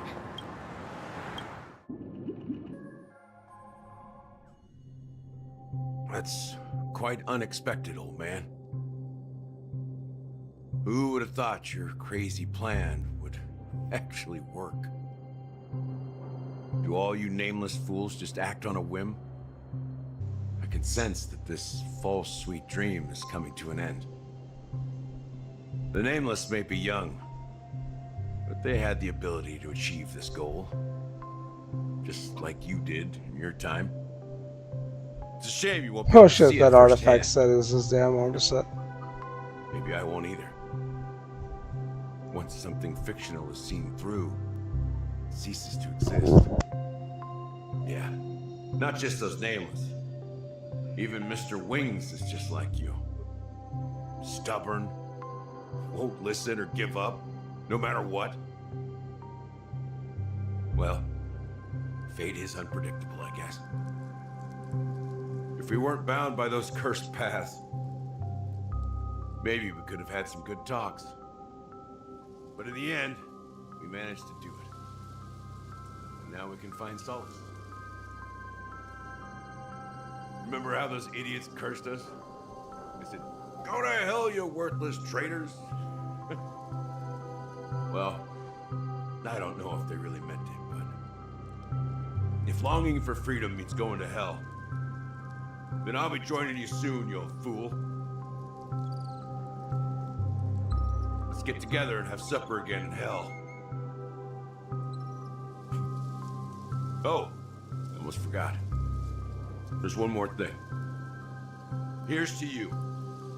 A glass of hello and goodbye, Trailblazer. To the imperfect tomorrow.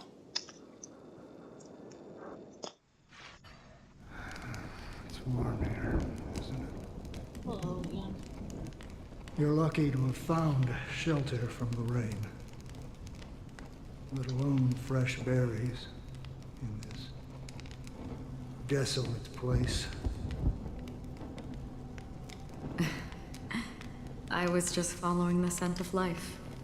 It's particularly strong in a place like this. It's a shame these berries don't have much flavor. Seriously? In case you didn't know, this fruit is pretty juicy. The only downside is that when you chew it, it becomes extreme. Have you? I can still... Before coming here, I stopped by a place called Orkron. It had barren cliffs and nights lit by bonfires. Burgundy snow would fall from the sky, and when it landed on my tongue, it tasted like raspberries. The flavor wasn't exactly sweet, but it left a lasting impression.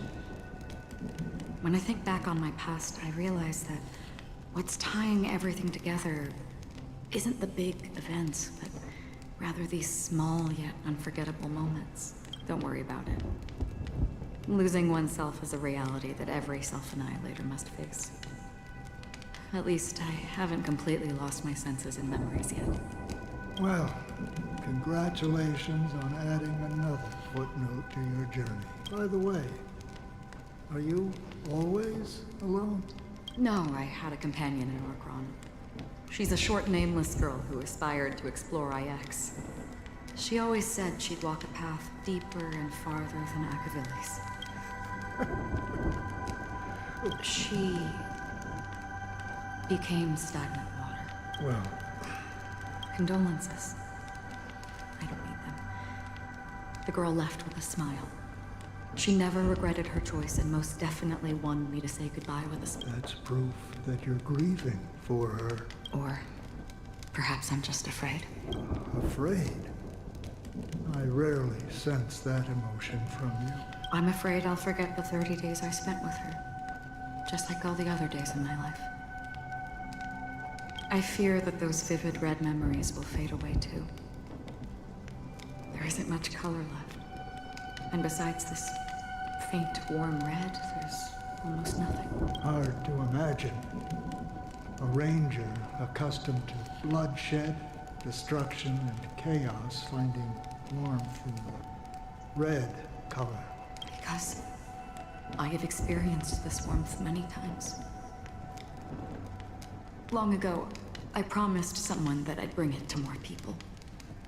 And that for as long as this red color still lingers, I have a chance to fulfill that promise. It represents a burning fire. In the end, it will lead me beyond the horizon of existence. And on the other side, I will cut off nihility. The one blessed by the sleeping and shapeless is considering how to kill them. That's truly pure nihility. But you're right about one thing. After spending so much time near this statue... When will this rain ever stop? Perhaps...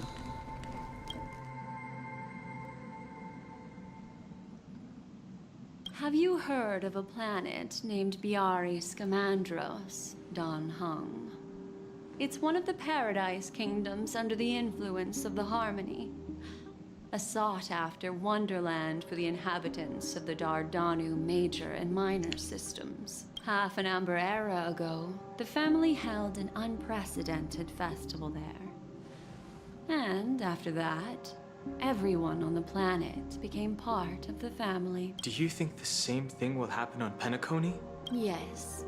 Or how else can we explain it? The family deliberately used the Watchmaker's invitation to keep all the Pathstriders here, but banished the Emanator of the Nihility. Because of the Nihility, I'm rarely affected by the power of other paths, but somehow I can unconsciously infiltrate them. Maybe that's the risk they're trying to avoid. I would disagree. Biari Scamandros is not part of the credit system or connected to the Silver Rail. It's nothing more than a remote civilization sheltered by the Harmony. But Penacony is... If the family messes with Penacony, that would be like declaring war on almost half of the factions in the cosmos. No, they don't. If they truly serve the Harmony, that is. What do you mean? The path in Penacony is impure. The Harmony here has impurities. Do you remember the Ancient Swarm disaster? Tazeront, the propagation, brought endless havoc to the universe. And it eventually evolved into a fierce battle among all eons. Two paths lost their eons in that war. The propagation and the Order. Coincidentally, their downfall is related to a certain eon. Xipe, the Harmony. Legend has it that they participated in the crusade against the Imperator Insectorum, and devoured Anna the Order for unknown reasons.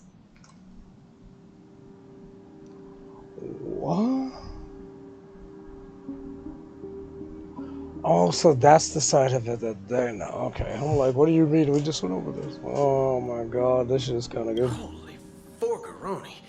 So you're saying that the two leaderless paths are working behind the scenes? But I don't see any descendants of the propagation in Penacony.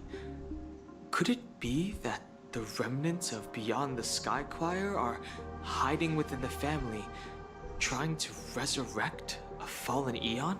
I can't say for sure, but they're definitely planning something for the Charmony Festival. This is getting way too complicated. Is this why you want us to leave Astana right away? Are you giving up? The Charmony Festival will start soon. There's one thing that I need to confirm no matter what. A warp jump is the best way to do so. Time. I have another plan.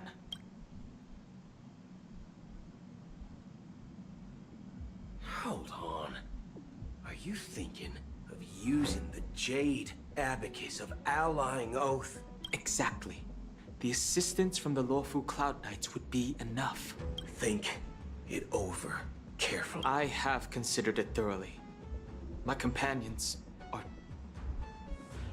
they're also once-in-a-lifetime treasures. Yeah, I'm done.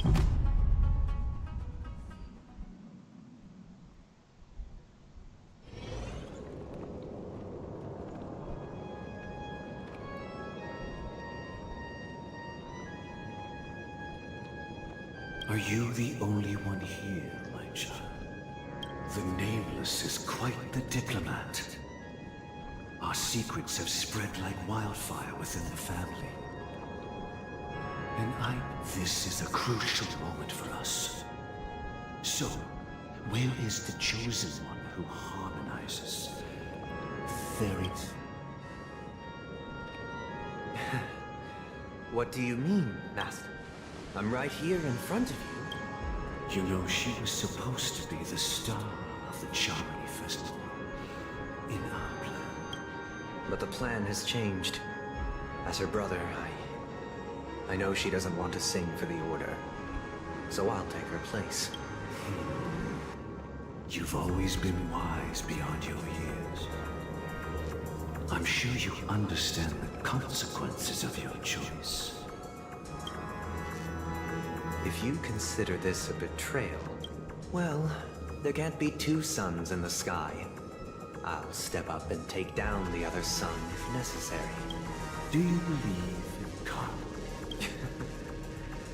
If karma exists, then everyone has their own karma. You have yours, and I have mine. And my karma has nothing to do with you, Mr. Gopherwood. Oh. All right. Since you're willing to sacrifice yourself for her, I'll grant Not that much, just looking at this story.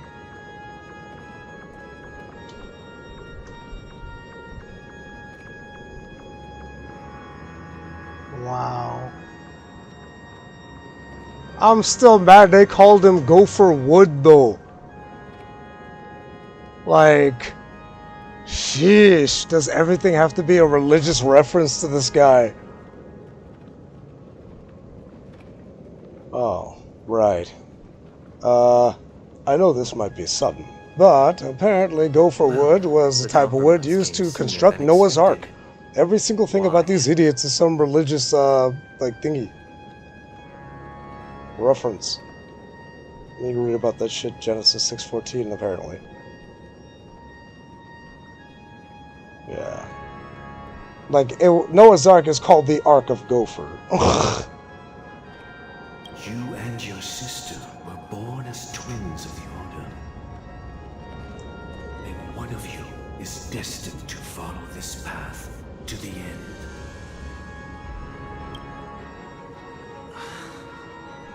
Is this part of your plan? Of course. You're still as clever as you were when you were a child. The opening is near. Go, my child. Seize the power of the harmony and reveal your karma. I have one final question, Master.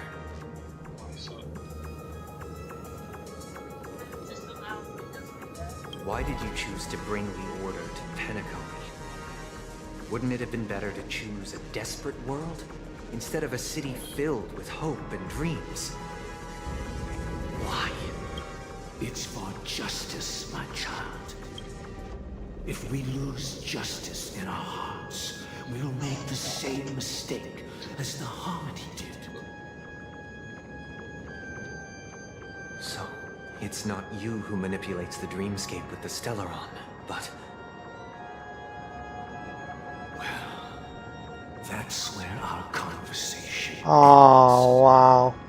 Go ahead. The 107,336 souls Gopherwood. Oak family have dreamed of this moment No, biblical. many times. Oh, yeah. That is Gopherwood. Noah's Ark is called the Ark of Gopher. Like, these guys are like balls deep in this dumb shit. Like, oh my goodness.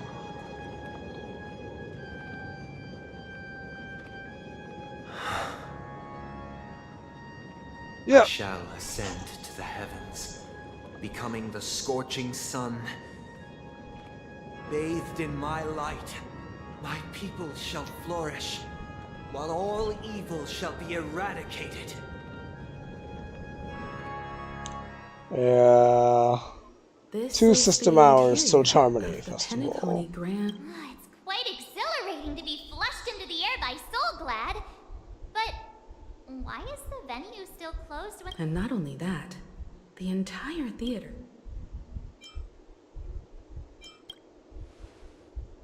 Even if we're late, a grand theater. Let's explore.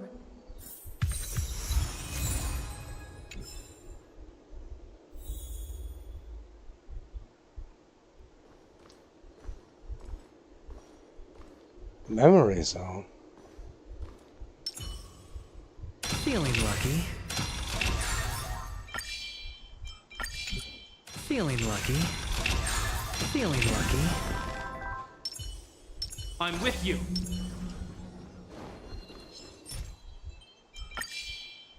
Stream 4. Gold blades.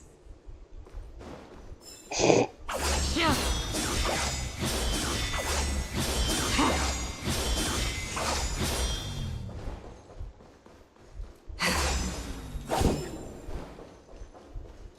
Stream 4.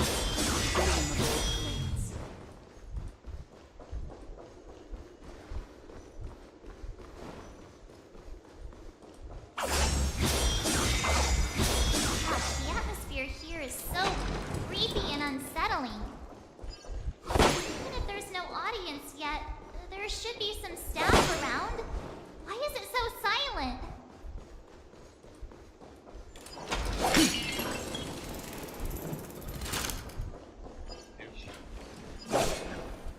Stream 4.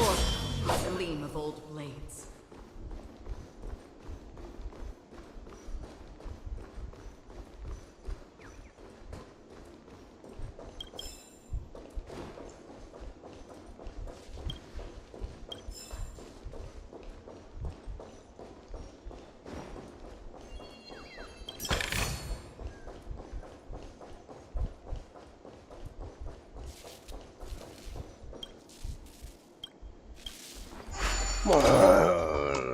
Stupid shit.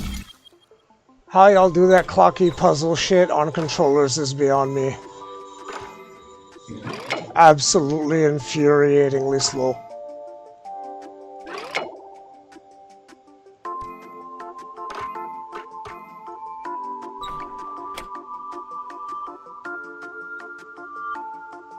Damn.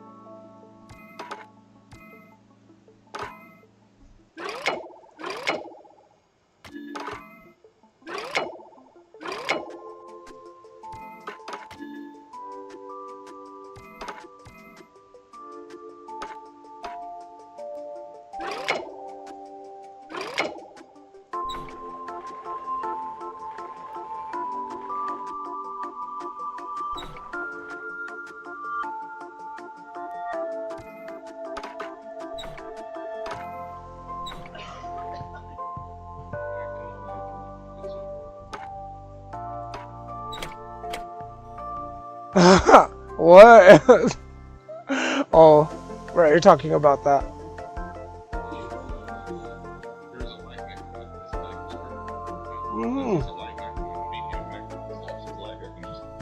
Goodbye. It's not a good day, sir. I remember when I used to play Project Phantasma and I tried to recreate Justice from Guilty Gear. But like as a big ass back, it was so fun. That's that game.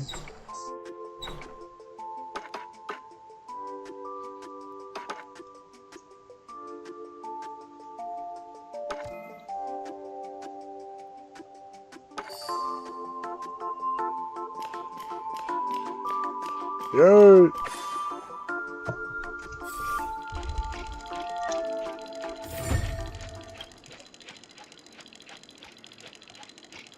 Alright, let me stop that shit for a sec, because it's distracting my life. Oh, cool.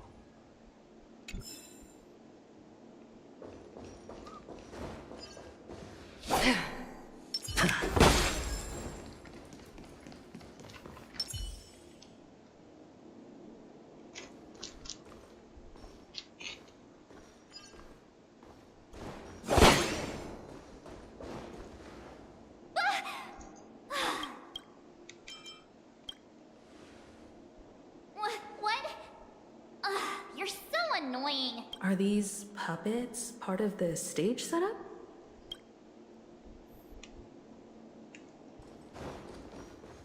Stream 4. Gleam of old blades.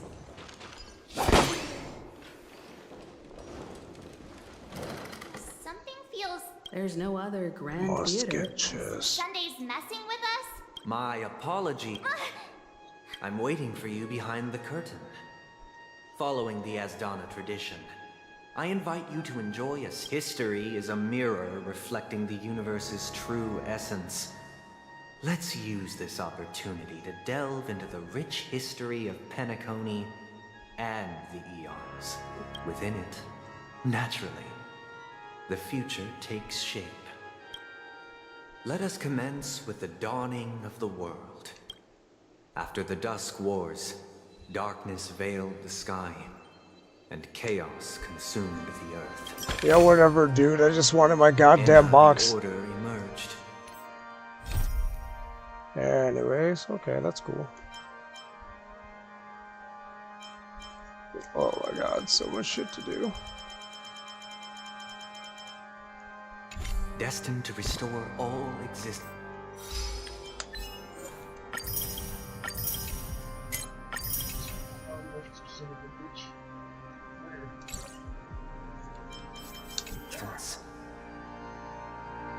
That marked the first day.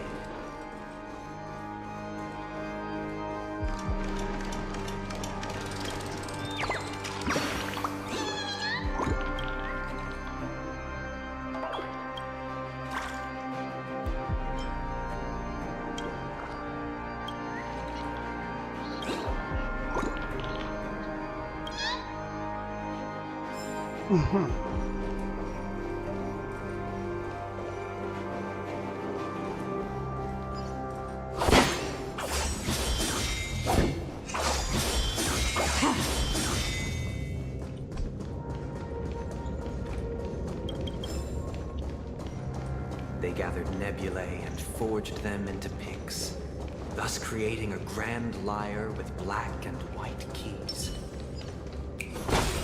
Strike the white keys, and the sun rose. Strike the black keys, and the moon rose. And so, the cycle of day and night arose. That marked the second day.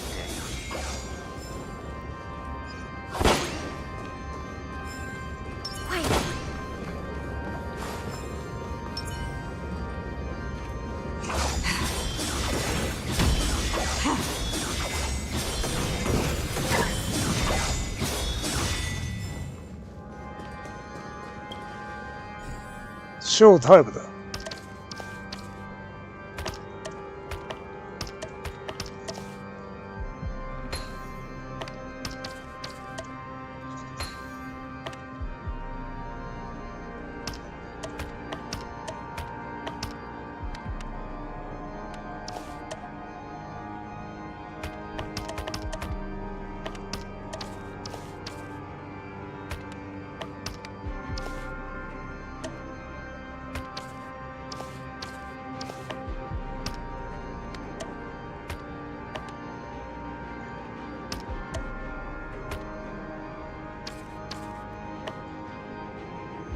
Oh, it has false pieces. Whatever.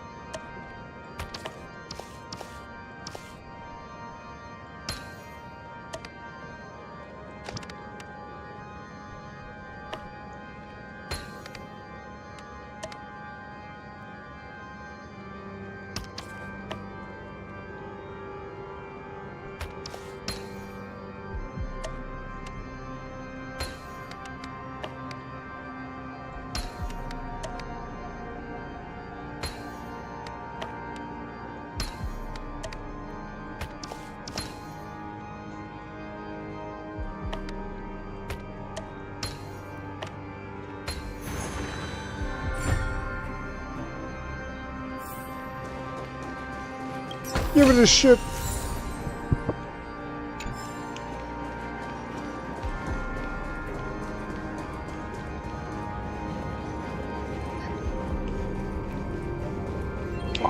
Oh my god, this shit didn't send.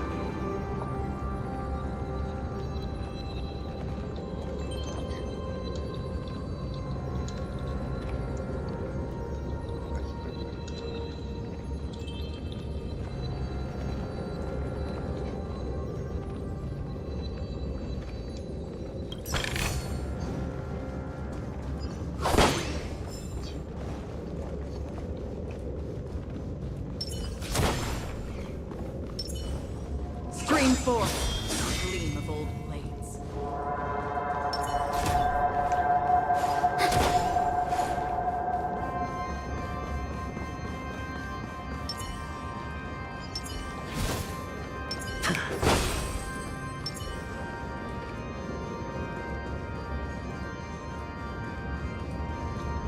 Stream forth, the gleam of old blades.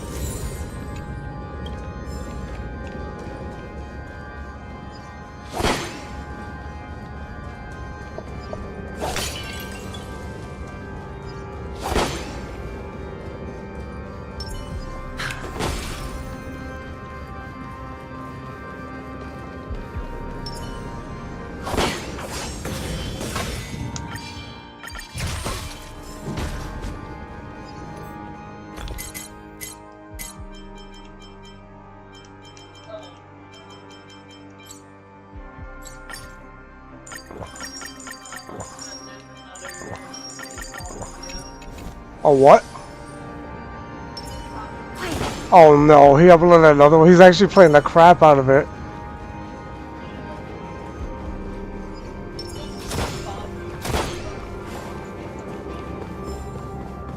The fuck?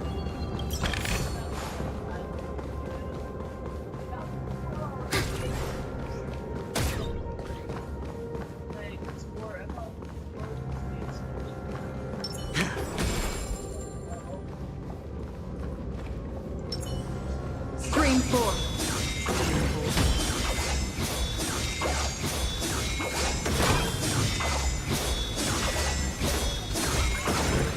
Oh, okay. Alright, rest well. I know you're feeling zzz right now.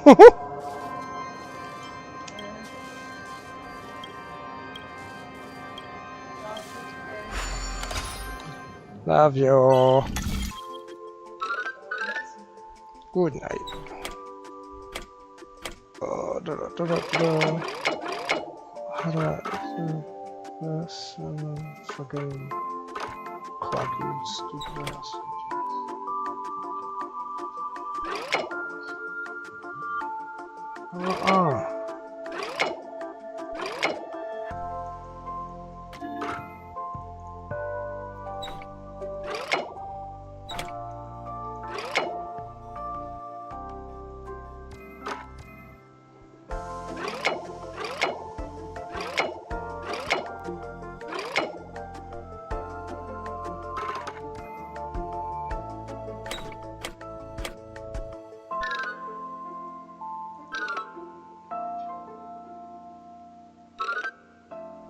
That's wild.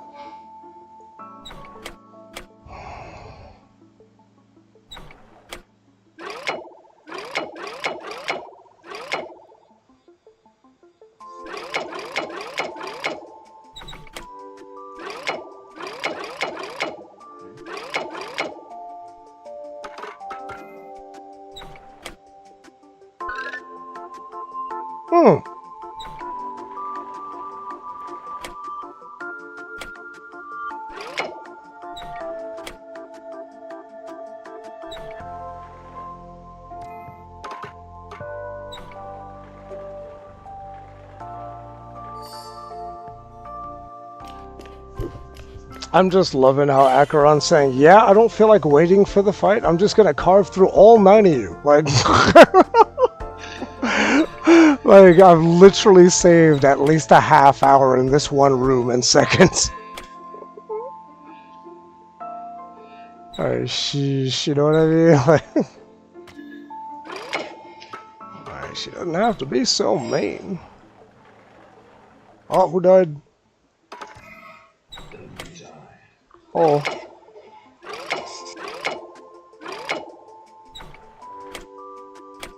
Well, of course it would be Ty. She's like the only other one. Yo, this whole shit with the Aeons and stuff has got me wanting to deep dive lore. The Aeons are the coolest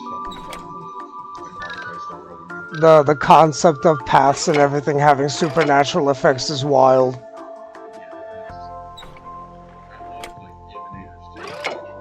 Oh god, that scene where she like just slashed the heavens, like, oh my god.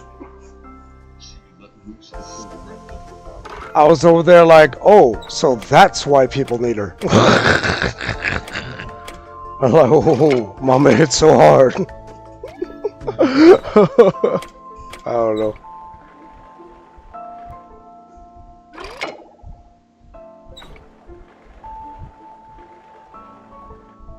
That's not how that's gonna go, is it?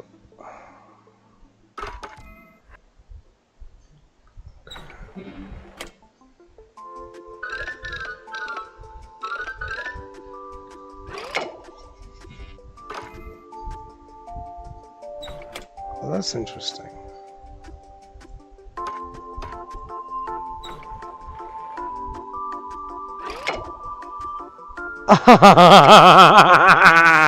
This is kind of cool. The mirror shit. Yeah. I love that.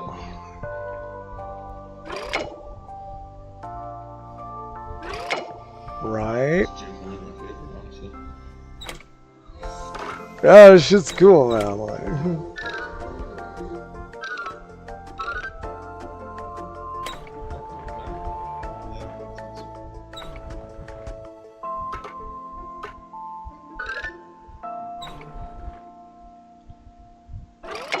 What's up?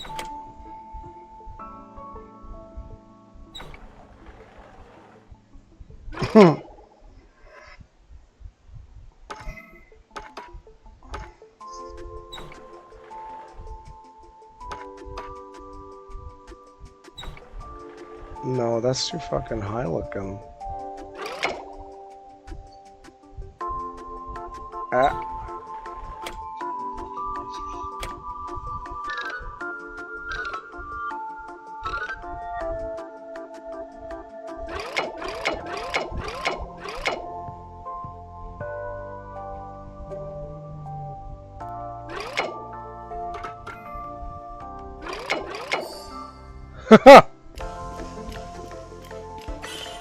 Neat.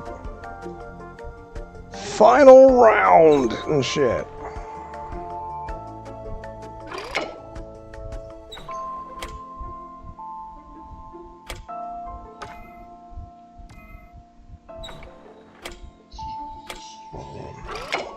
You have been excused. God damn! You've already used up your excuse.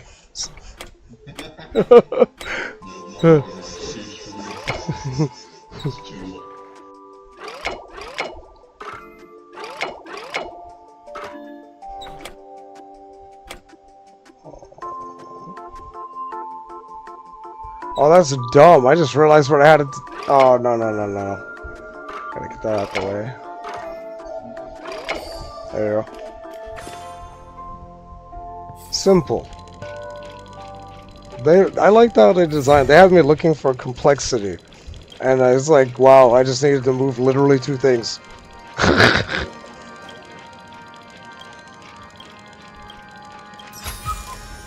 Alright, more. I love that the watchmaker's clothes is on offer for relics. I'm still, exactly. I remember I was watching the sale like, I want that hat. And now I got Harmony, I'm like, yo! And brother, that's broken. Super break. Like, oh my god. I mean, does everybody do super break, or is it just the one? Woo.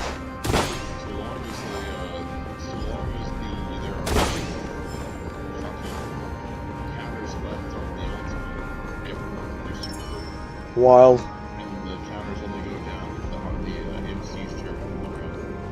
So basically, no speed allowed. You want to make sure that your speed is lower than the rest of your team, or you screw everybody. Yeah, that's one thing I noticed. Speed tuning is important if you want to like maximize DPS and efficiency, or rather, if you don't want to like be here forever. Please don't tell me about Bronya. I mean, it's just generally better for her to be slower, because then your DPS gets to go before her. I know how it works. I'm just bad at the game. At RNG, yes you can. That's the fun part, my boy. Being able to call somebody bad at the game when skill's not an issue. That means that you can never get better, you're just bad. It's just funny. It's just a joke, man. It's supposed to be funny as hell. What is this cursed ass place? This act is named Ode to Prisoner. Given the atmosphere here, I believe it's about Penacony's past. I thought things were finally looking up. Oh. I will be back. I'm gonna eat first. Fuck this. Okay, I'm all in. I don't think I'm gonna get off the game. Jeez.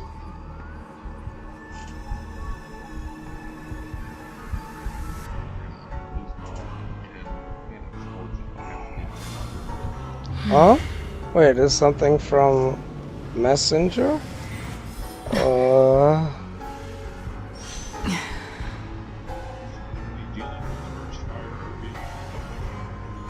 Oh, Valorant console beta. Ooh. That game looks fun. He put up the beta code. It has 5 uses if you want to try it. It's only for console though, so.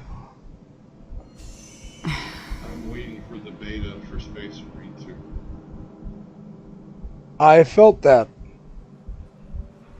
Vegan slaughterhouse. It's literally a shit ton of watermelon.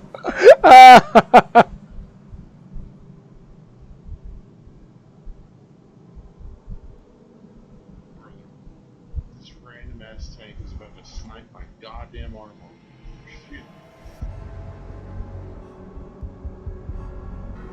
This is the first fire. He's just ruined my day.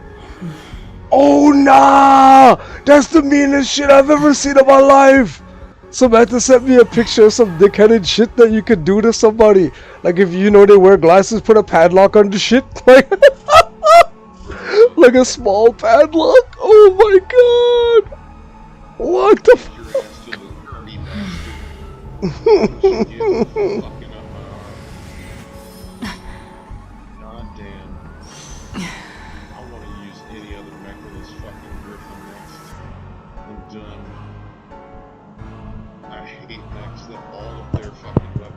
Centralized in their arms. They're too weak.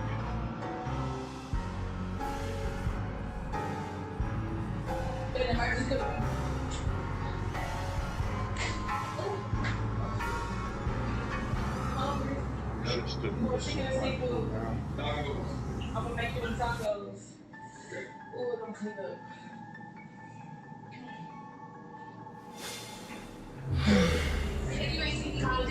You still got this fucking first fire. Oh, thank God. Thank you, team. Tacos. I'm gonna make you them tacos. Okay. Ooh, don't clean up. Josh Griffin just hanging on the arm.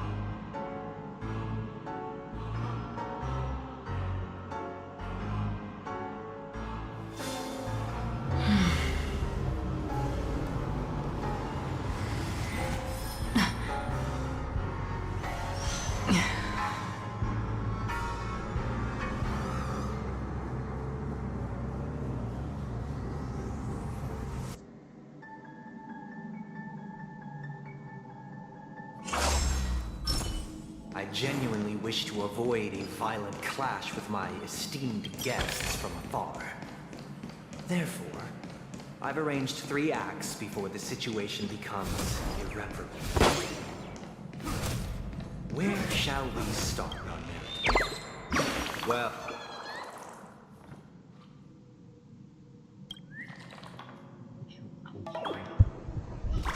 I fucking hate this dude, man. I'm literally walking through like another goddamn... like, bro, I don't care about your story. I'm just here to liberate these people and be on my way. The whys of it don't interest me anymore. I'll ask the memo keeper. Talk about Sunday monologuing while I'm just cutting through this damn labyrinth. Like, seriously, guy? Also, thank you for getting me, like, on this shit as soon as, like, that shit happened. Cause, bro, if I'd have missed Acheron, deadass would have quit the game until she came back around. I would refuse. Like, what? I could have, nope. Bye. Let me know when she's back. I'm out. Ain't no way I'm living like a second-class citizen like that. That's insane. Stream forth. Gleam gold blades.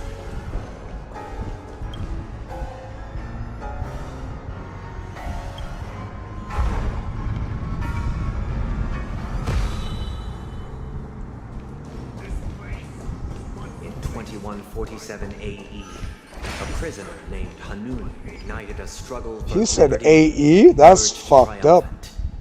IPC referred to After it as Earth. War of the Frontier, while the Asdanians dubbed it the War of Independence.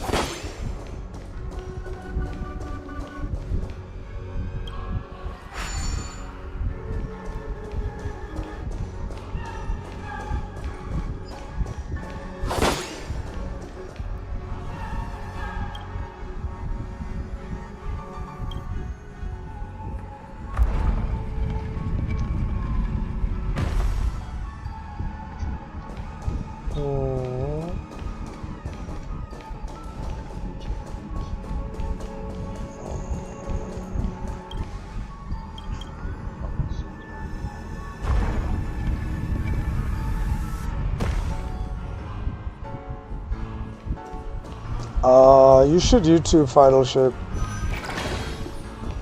Yeah, just like the cutscenes.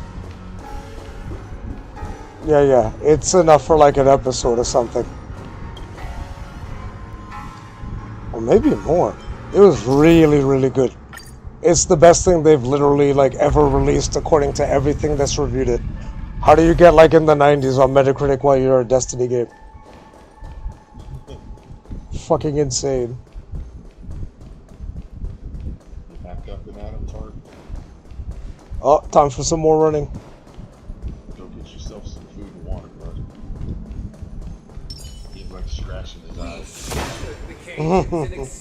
It's true that Hanunu was a legendary hero, but it must be acknowledged that while he bestowed freedom upon the prisoners, he didn't grant them true liberation.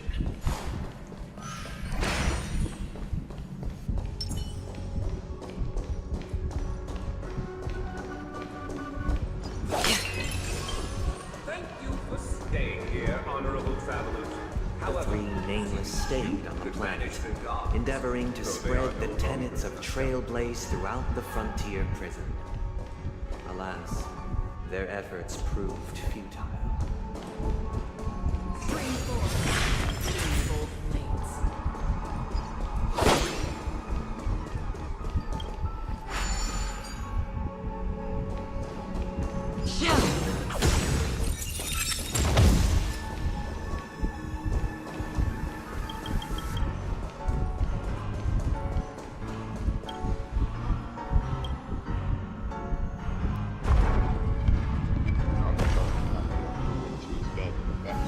Huh?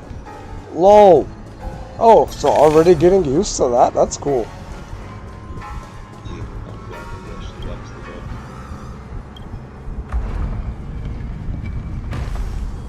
Yeah.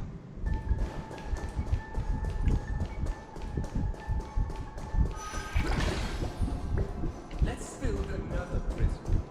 Once again, as Dana was engulfed in war, this time the enemies originating from within.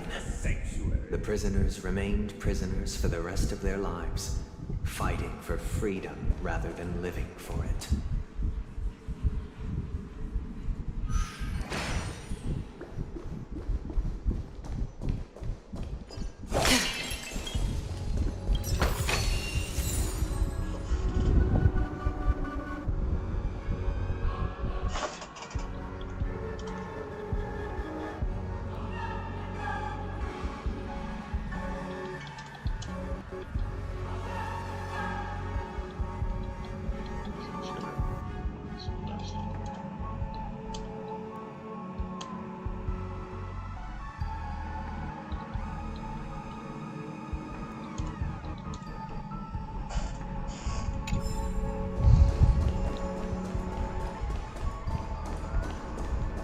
That? I hope you like this land of freedom on a scourge. As you can see, their sentences have long ended, and the IPC guards have long been expelled. Yet, these prisoners remain enslaved, not by external forces, but by the confines of their own minds. Freedom permeates every corner, except fragile souls. It gives solace only to those who believe in its existence. Prisoners, this is my order. Learn the essence of freedom and teach your fellow prisoners to fight for their lives. Hey! Why do we have to fight while enjoying the show? For I desire not only your enjoyment, but also your assistance in its completion. Say less. Forged in ice, never falters. Still water uplifted.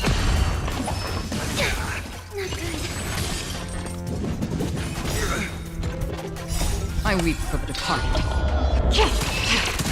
It is your fault. Destined for oblivion. Ready for another? Bust. Man is not getting a turn. Still water uplifted. Brother, your life is almost half done. Are you going to respond? Tell me. Sir. Sir, respond, please. Jesus Christ, Japar, we don't need another one. And now this hassle. Could you wake him up, please? Hey. Good morning. You're like half dead and still can't move, and now you're broken. Hope you enjoy. Alright, he's got an attack, bro. He hit me like, ow, damn. Oh, target lock on? Sure, bro.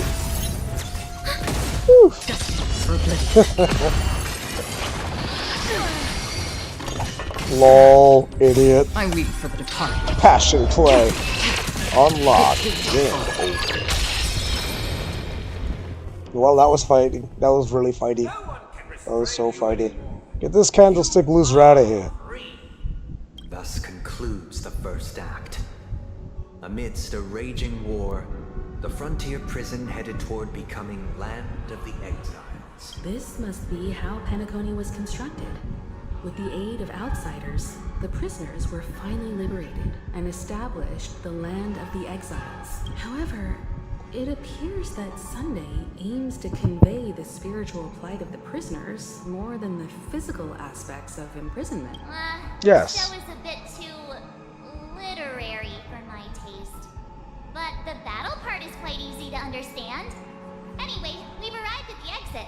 Let's go! March 7th, you are stupid, but I absolutely enjoy your energy. Let's go. Where are they guiding us this time? Christ. They transmuted streams of stars into inked nibs, creating symbols to be pronounced and counted. Alright. They molded stars. Do I not get new set of enemies?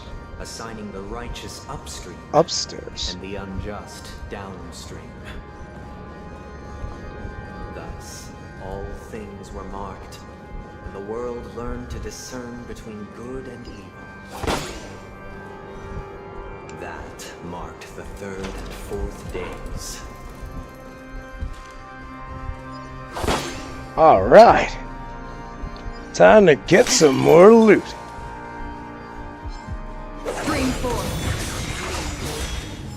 Oyasumi nasai. I like how they're essentially just giving me a set of this dude's clothes. I think I'm just missing one part now. What's good, bird?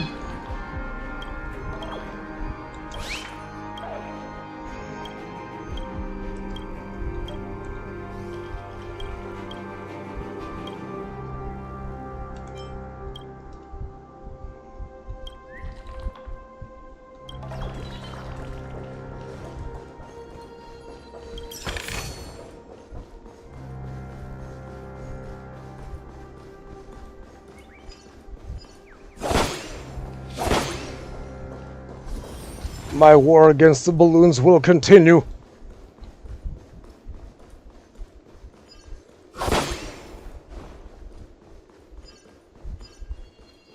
Yes.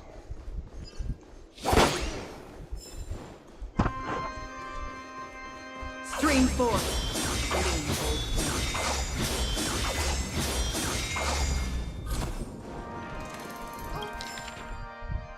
Oh my god, what an owl. The festivities. Look, another frame.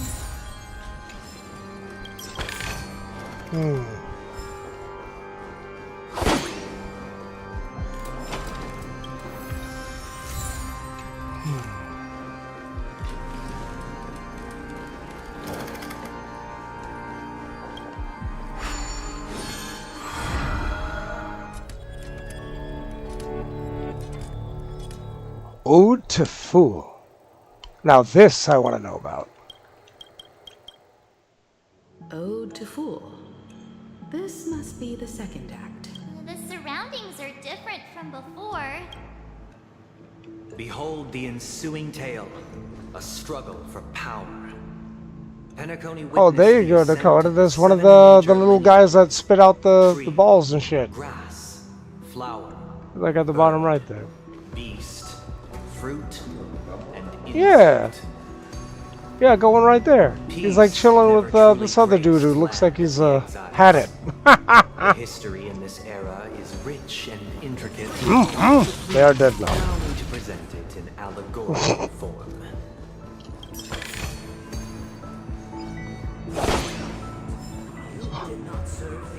Everybody's talking about Wuthering Waves skipping entire stories. I'm like, bro, I'm skipping the fights. For survival. However, his eldest son slew him in the name of righteousness, and ascended as the new family head.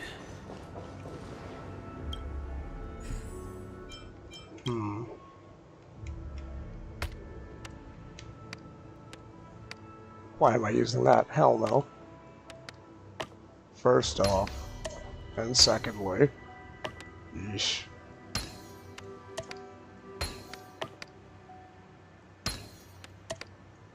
Wow, you didn't even have to rotate them. They're like, alright buddy, just hurry up. You're good.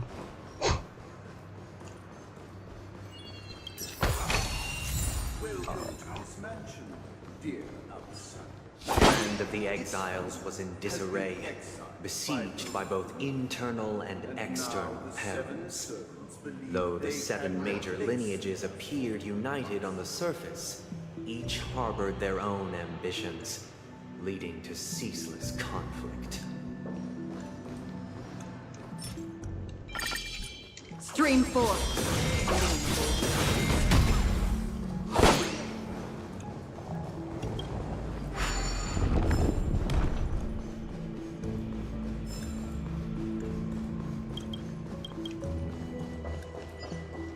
Hey.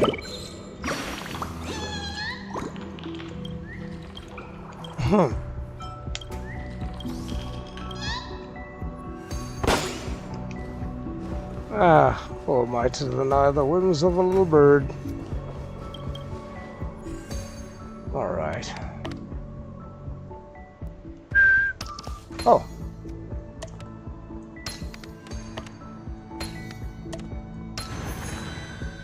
Hey.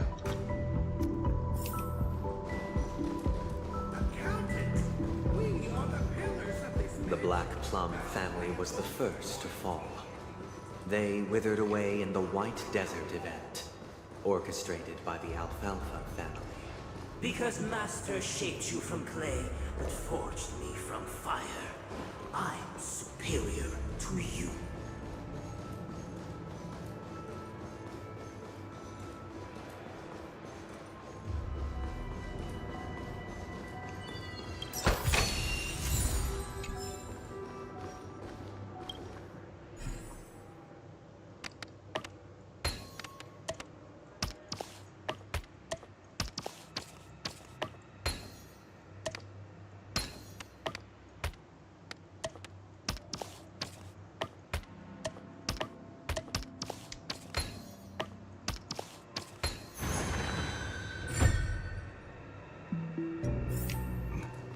Ain't no way I'm doing puzzles without a mouse.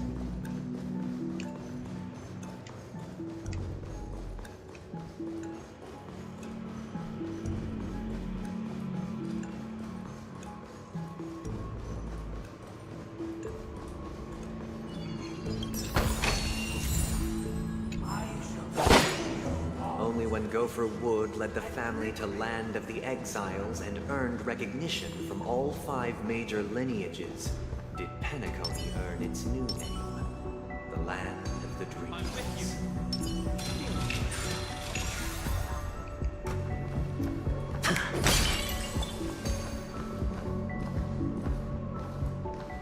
Dear outsider, The mohawk on this dude. this mansion of the poison spread by the lurking instigators. I wish they could regain their reason. This is the second act. Looks like it's about Penacony's journey to becoming the Land of the Dreams, during which the family plays a crucial role. But this new master seems like a bad guy to me. Perhaps this is the truth Sunday is trying to express, if you read between the lines. The Harmony changed Penacony just as the guards once did. Looks like we've gotta help those guys new. Oh, boy. In the absence of my master,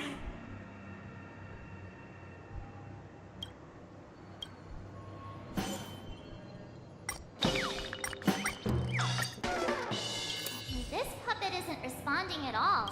Dang it. I thought I could make it mad. I shall sing for my new master, just as their noble voice once resonated throughout the cosmos. This is some bullshit. I shall be my own.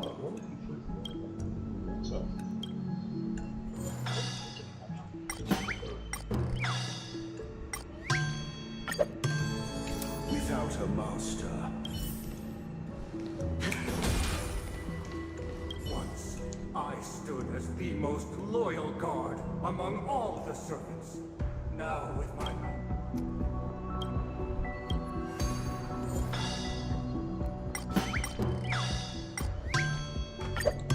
My former master has long departed. But why? Master is no longer.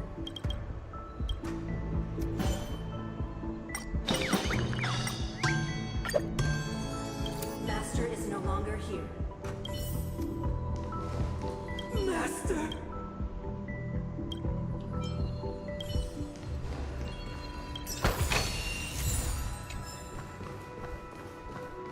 Master!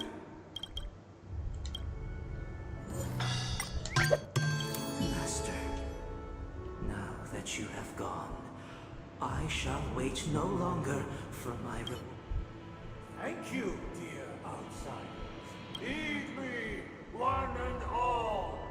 Your forecast aside, the veils of the... Get ready. Looks like another fight. Great, I go fix all these idiots just so they can go and help this guy. Mendux. Auto.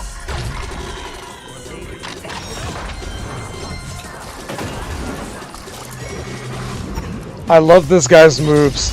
And pouring the wine and shit. Like fighting Skinny Callus. Netmark Festival. Time for a good old counterattack. I weep for the departed. It is the fall.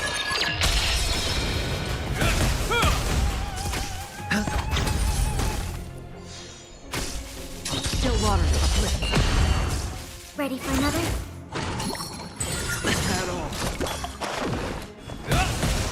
Wow. will forged in ice never falters. For oblivion. It's on me. Why? Lol. Holy shit.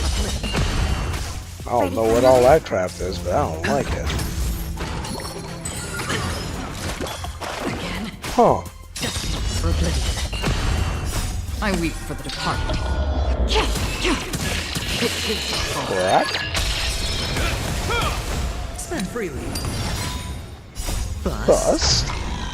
Or maybe I'll take it all.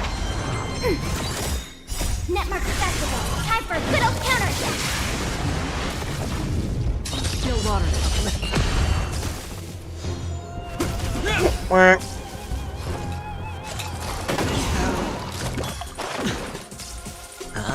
He has so many flashy moves. I have yet to lose HP, but this is pretty cool.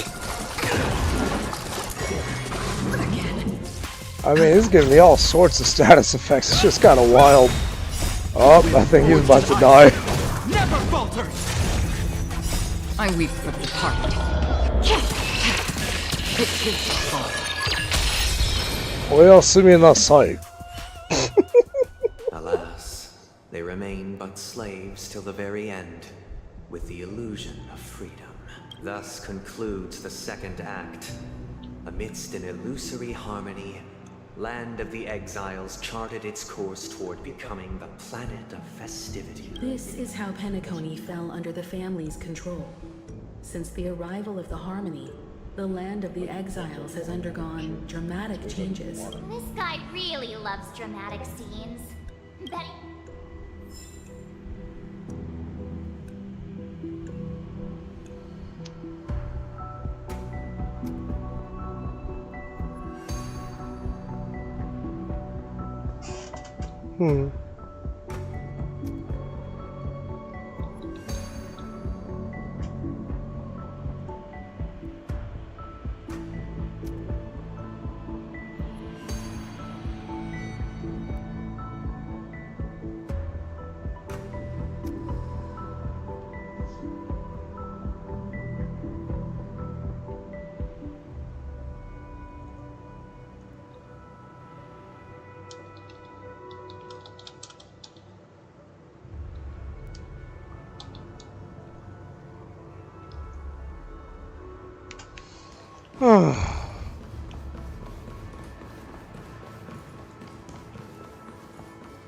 Hey.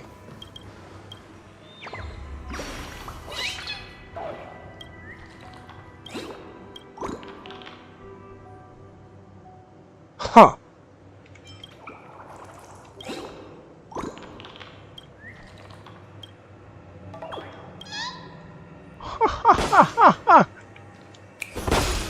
I hate birds.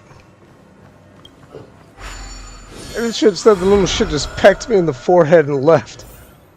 Oh, that was my prize. Screw that guy, man.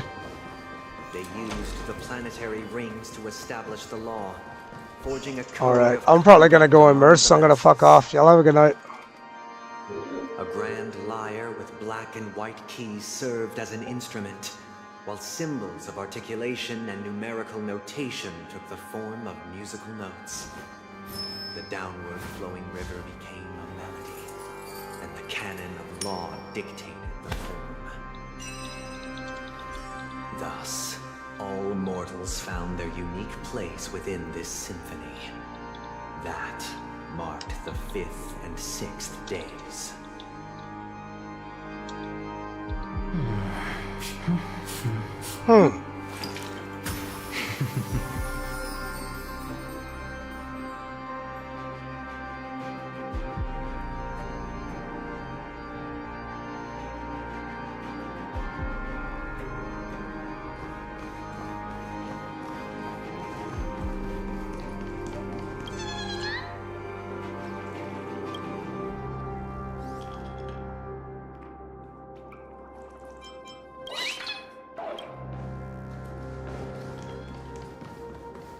They used the planetary rings to establish the law, forging a code of conduct among the masses.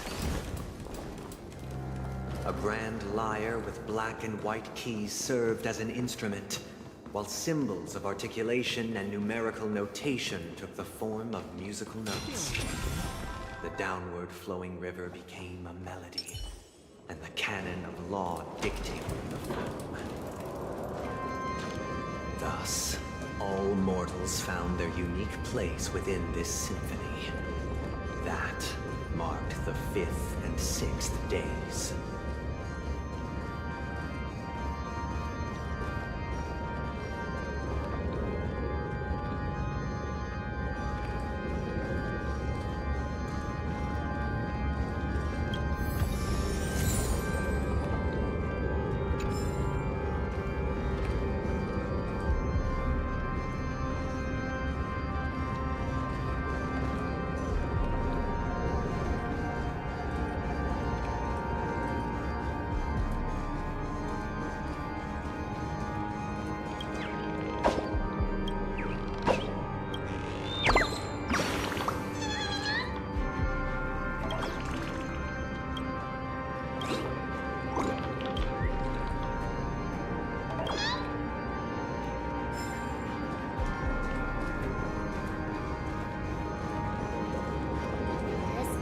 Really into these puppets.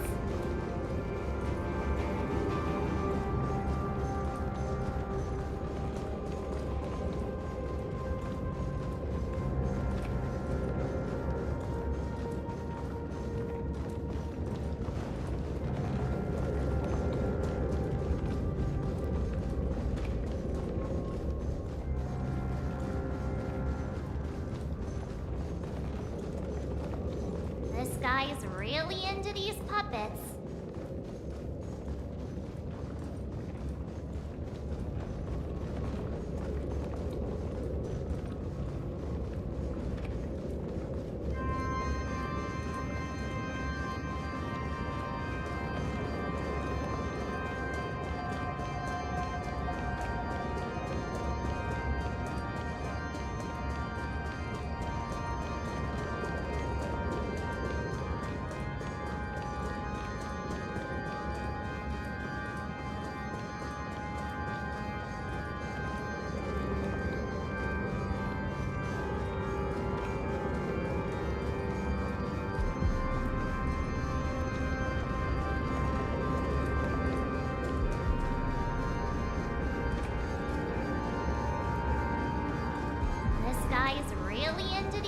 outfits.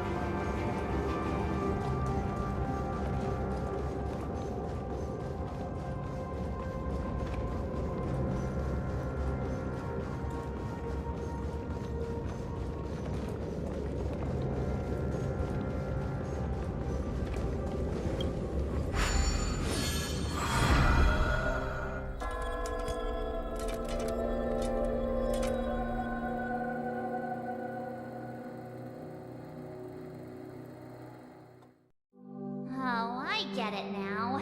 The last scene is all about singing the praises of the Order. And the atmosphere here is completely different from the previous two scenes.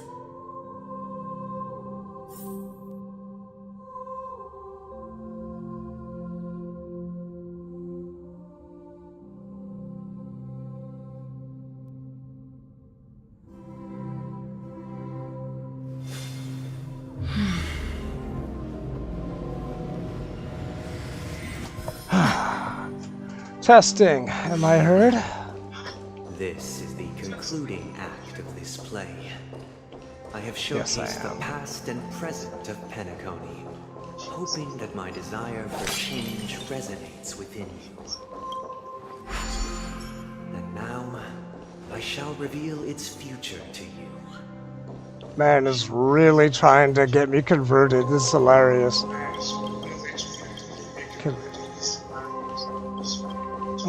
Can't get to that thing.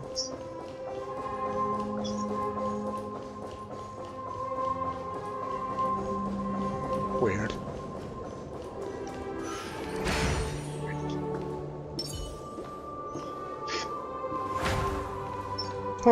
Neat.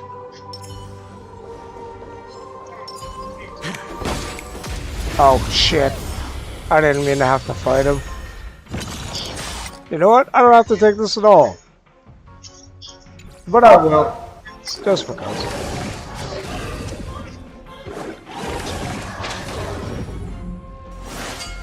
It'll heal. In the still waters of oblivion, I guide the wandering souls.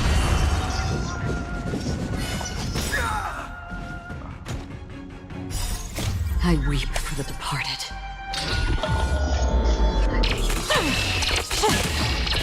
Dust rains, it too shall fall.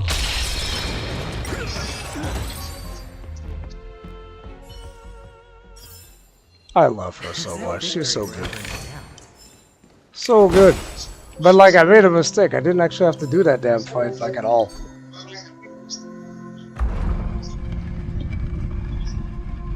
Alright, now.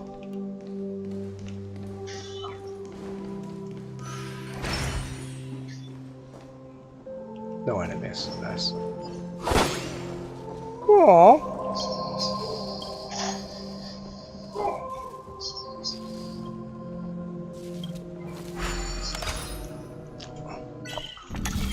Alright. Let's get this little guy to this little thing.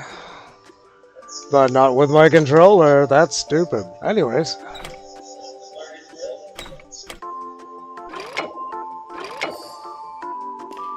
Oh, first part's easy.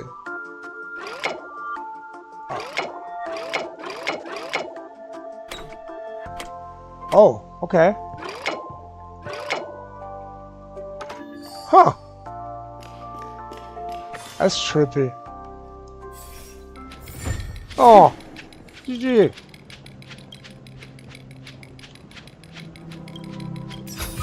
I don't care. Go away. Give me stuff. Yeah. All right.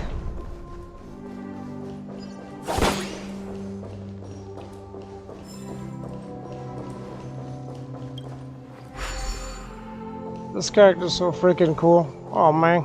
Oh, okay.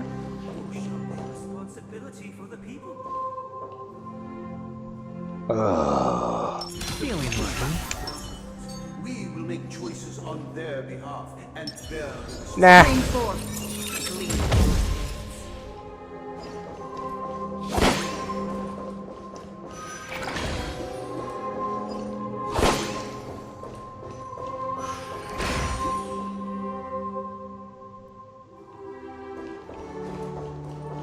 Without a king, who shall protect the weak and stand against the mighty? We shall support, protect, and standing against the mighty. Yeah, sounds very nice. Sounds very religion.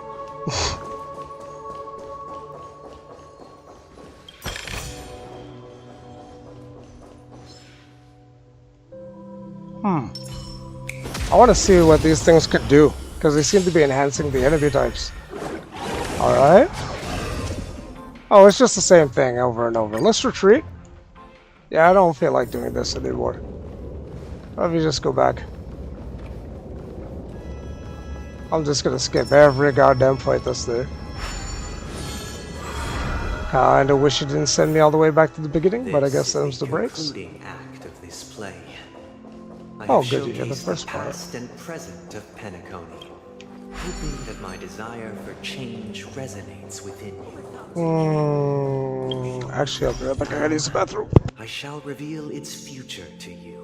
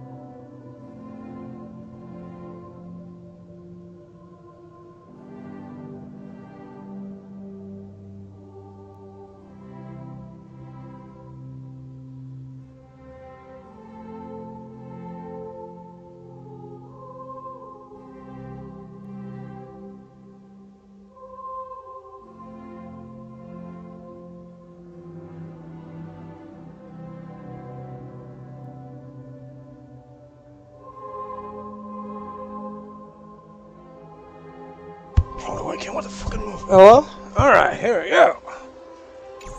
Fuck.